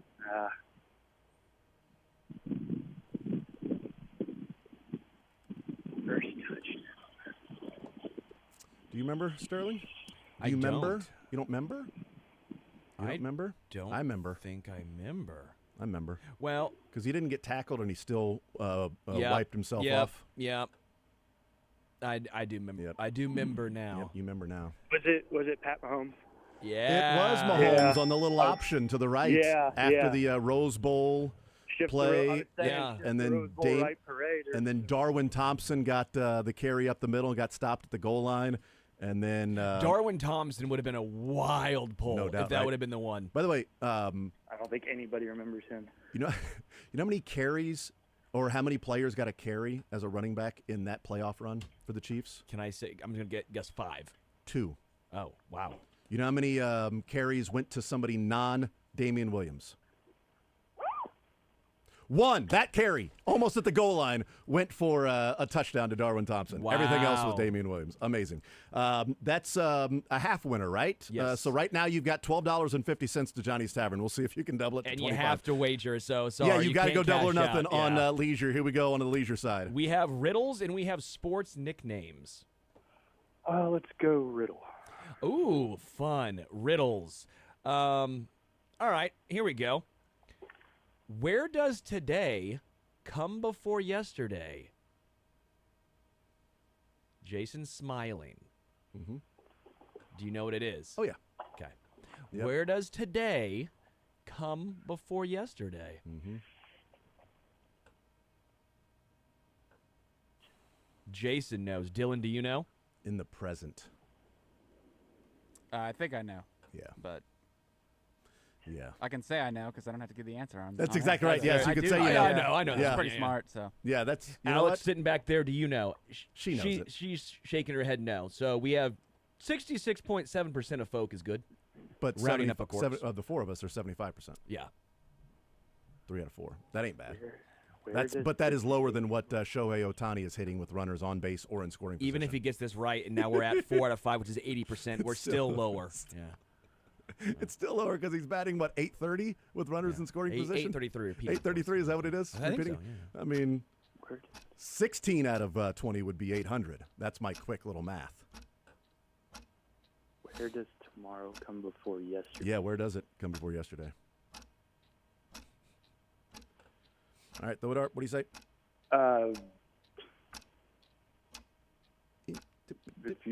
Back to the Future. I don't know. Nope, we were thinking of part 2. Back to the Future part 2. Andrew, it is not Back to the Future. You cut me off before I could say part 2. Is none of them. That's true. None of the Back to the Futures. Andrew, thank you for playing. Appreciate it. You needed just a few more gigawatts. I feel bad because the second riddles are this. Anytime someone says, you're like, oh my gosh, I knew it. Yeah. He's going to kick himself. Dylan next up on Sports Radio 810 WHB. Well, now we'll find out, Dylan, if you actually do know. Dylan, our producer, is different somehow Dylan. calling in. He Calling really in, wants to dude? go to Johnny's. Weird. Dylan, sports or leisure, what side do you want to start with? What's up, guys? What up, man? Well, I can cheat and use the 2 questions that you've previously had that I think I know the answer to. Then cheat. So, Take the, all right. take the money, baby. Yeah. Take the money and run. Steve Miller Band. Take the layup. Don't miss your bunnies. All right. Well, I'll start with the riddle. I'm pretty sure the answer to the riddle is in the dictionary. Correct. Yes, that's right. Yes. Where does today come before yesterday in the dictionary? That is correct, sir. And over on the sports side, we are looking for, what's the question we have out there? Oh, the Gold Glove one. It's still out there? Because we got the Mahomes and do you McCollum, want right? to do that one, or do you want to do a different Gold Glove one? It's up to you guys. Dude, it is absolutely up to you. It ain't up to me. It's up to you. This is I would all, like you to get this because I only it's know one of the two. Your world, and I'm just living in All it. right. If you want me to knock it out, I think I can get this. Just one. knock So it out, was, man. It was what was it? It was after. So Frank White and Alex Gordon are tied with 8 for the most Gold Gloves. Second in line is Salvi with 5, who has 4 right behind Salvi. I think the most popular ex-Royal right now, Mr. Eric Hosmer. Hosmer got 4 at first base, which I didn't realize he got 4. No, I'm shocked. I thought it was Amos Otis for sure. I Yeah. was perplexed. I was befuddled. I was bewildered. Yeah, I wanted to just wilder you and fuddle you. How many Hosmer, AO win? He only won 3. AO won 3. Yep. Yeah. Yeah, so Hosmer was 13, 14, 15, and 17 for the Gold Gloves. So yeah, I didn't realize he got 4. I would have put him at 2 or 3. Yeah, I would have said 2. Yeah, so there you go. But Dylan, that means you're heading to Johnny's Tavern. Congratulations. Way to challenge yourself. We appreciate it. Enjoy those. That's what matters, man. We'll put you on hold to get your information. Congratulations, sir. All right. Thanks, guys. Absolutely. 913-388-1010. It's like beating the Panthers or the Raiders. You stack the wins. You just That's right. It doesn't stack matter. the wins. Don't apologize for the win. This is NFL or sports or leisure. It's the same thing. People Yeah. have always compared the two. It's about parity. Yeah. NFL and sports or leisure drags you to the middle, whether it pushes you up from the lower part of the standings or it brings you back from the top part of the standings. Let's bring in Ryan next up on Sports Radio 810 WHB. Ryan, sports or leisure, what side do you want to start with? Hello, I guess we can go with the leisure side. All right, we have riddles and we have sports nicknames. Well, I think I'd rather do sports nicknames, but I'll do riddles if you want me to. Let's go, baby. Let's go. All right, this one. I got Jason with this one. He did. I don't even know which one it is, but I'm just going to agree. What goes up and down? Oh, yeah, you did get me on this one. But doesn't move. I felt bad about it once you got me on this one. Yeah. What goes up and down but doesn't move? I couldn't get my head to stop thinking of a temperature for what it just wouldn't. It's not temperature. I know it's not. That's what I'm saying. Yeah. He got me on that one. I just, for whatever reason, it was stuck. It wouldn't move off that, and I'm like, I know that's not the answer, but in the sake of time, I'm just going to guess this is the answer. And then I heard the answer, and I'm like, well, of course, yeah, that's dumb. I think you got it. It'd be the stairs. Yes. Of course, it's staircase. Elevator, escalator, but it's stairs. Yeah, staircase. Of Correct. Course yeah. Of course, it's stairs to heaven or wherever it might be. But it's Where were it's you? dumb stairs, When man. we Not built the the temperature. stairway Temperature to absolutely goes up, heaven. and it moves. Temperatures move. Stupid. Ryan, is that a winner or is that No, just? they gotta get oh yeah, yours that's now, right. yeah. Sorry. Well, Dylan said break in my ear, so I thought, okay, am I questioning myself that? Did he already get a sports question Dylan, right? you have to let him play the game, Dylan. Are you gonna? Is it like a commercial like I'm the letting game, him play. where it's a game show where it's like you'll find out next Ryan will after put the you break. on. Ryan will put you on. We'll come back at the sports side of. All right. Do you want to NFL, Chiefs and 49ers Super Bowl games, or stay gold, Pony Boy? Let's go with Chiefs 49ers. Chiefs 49ers Super Bowls. Okay. Let's go with this one. Patrick Mahomes with 4 touchdown passes in the 2 games. Name 3 of the players to catch a touchdown from Mahomes. Okay, well, we have Hardman at the end one. Nailed it. And Kelsey. Nailed it. And then who else caught one in those other games? There's 2 more players that caught a touchdown. Nobody has more than one receiving touch in these 2 games. Oh, yeah, MVS. MVS got one last year. Well done. Well done. Do you want to throw a dart and see who had if you can guess who had the other one, the 4th one? Well, from listening, I'm sure, I don't know for sure, but I would guess any Super Bowl Chiefs question that has Damian Williams. You're damn right it's Damian Williams. You are so smart. Anything with postseason and records with rushing or anything, it's damn Damian Williams. That guy was amazing. Yes, Damian Williams. He caught the one that he stuck over the goal line to give him the lead. That I've got the corner, turf there from Miami, where he put the ball over the goalpost. I still got to get that framed. We'll put you on hold, Ryan, and get your information. Congratulations, sir. Thank you. If anybody has any ideas as to how I can get this turf framed, better idea. I've preserved it, so it's not going to go bad. But I've got the exact corner. I've got the sideline and the end zone corner where the pylon was that Damian Williams stuck the ball over when they took the lead because I stole it. Yeah. Whether I stole it or not, I don't know. We were walking. Well, you just said you stole it. Well, maybe it was open for other people. I'm not sure. We went down to the field. We got confetti. We took pictures, Todd Lebo, Steven, and I. And then we were walking. We saw, like, people were pulling up grass. I'm like, oh, I'll pull up some grass, right? And then we got into the end zone, and it was like, there were chunks there. Then as we were leaving, we got to the pylon, and the chunks were sitting there, each one of them as they connected. And I thought, I'll take a chunk. I'll take both of these. This is the corner. Question for you. I have an idea. And then as I put them in my bag, I looked up. There was a security guard there, and I said, did you see anything? He goes, man, I didn't see anything. It was like 2 o'clock in the morning. He said, man, just get the hell out of here. I ain't going to fight you on this, dude. Go, man. You think I care about the sod? They're pulling it up anyway, man. They're going to resod this You're whole thing. helping us, actually. Yeah, done. Go, take it. I'm like, oh, yeah. Oh, yeah. I got to figure out a way to frame it, man. I have an idea. I've got a signed picture of Damian Williams putting the ball over the pylon.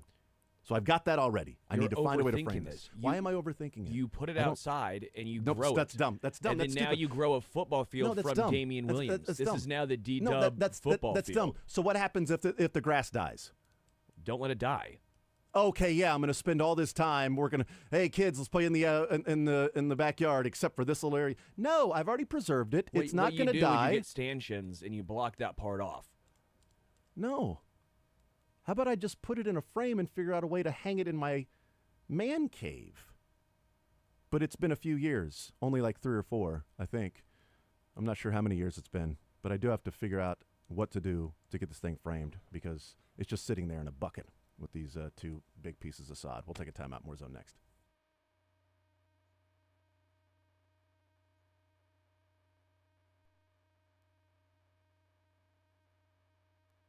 All right, the Chiefs' bye week is over, so they are back in action this week.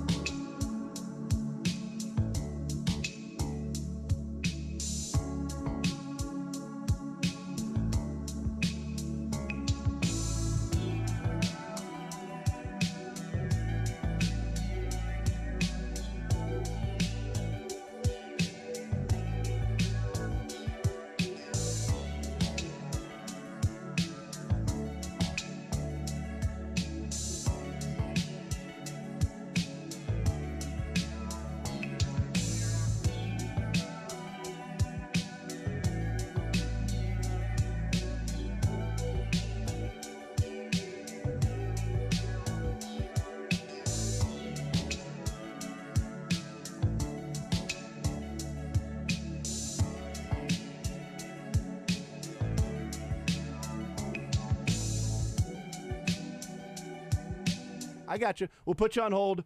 Not Brian Cook. Good luck this weekend. All right, let's head to let's hear from Matt next up. Sports or leisure, Matt? What side do you want to start with? Matty. Matthew. Niners? Yeah, Chiefs Niners. Okay, Chiefs Niners for you. Let's go with. Damian Williams had 104 yards rushing in the first Super Bowl matchup. Which player has the second most rushing yards for either team in the two games combined? So Damian Williams, in that one game he played, has the most rushing yards of any player combined in the 2 games. Who has the second most rushing yards? For either team. Either team. Second most rushing yards in the 2 games combined. Either team. I'm tempted to go with one answer, but it seems too risky. I'm going to go with Christian McCaffrey. What was the other one you were thinking? Mahomes. All right, Riddles for you on the other side with Sterling. Nice job. Nice, nailed it. Mahomes has 95 yards rushing. McCaffrey only had 80 in that game. Only 80. Sports nicknames or riddles? Oh, was it a total between both? It was games? total between both. Yep. Oh, so you would have I'm got sorry. it right. I You'd have had it right with Mahomes at 95. I knew he had a bunch in the second game. Yep, absolutely. All right, sports nicknames or riddles? Let's go with riddles. All right, riddles. Please. It has keys but no locks. It has space but no room. You can enter but you can't go inside. What is it? Keyboard. It is a keyboard. Nice job. Well done. Nails. Well done, Man, Matt. that was quick, dude. We'll put you on hold, get your information. Congratulations, sir. Look at you. Huh? Nice job. All right, that'll do it, I believe, here for Sports or Leisure. $25 to Johnny's Tavern. Any questions you did not get an answer to as we are heading to break very soon, I believe, as Dylan's yelling at me right now. Stop yelling at me. I get it. Stop yelling at me. You're mad at your dad, not at me. We're on a break, yells Dylan. This is not helping the go to break thing either. We'll take a timeout. We'll come back, wrap up the show next.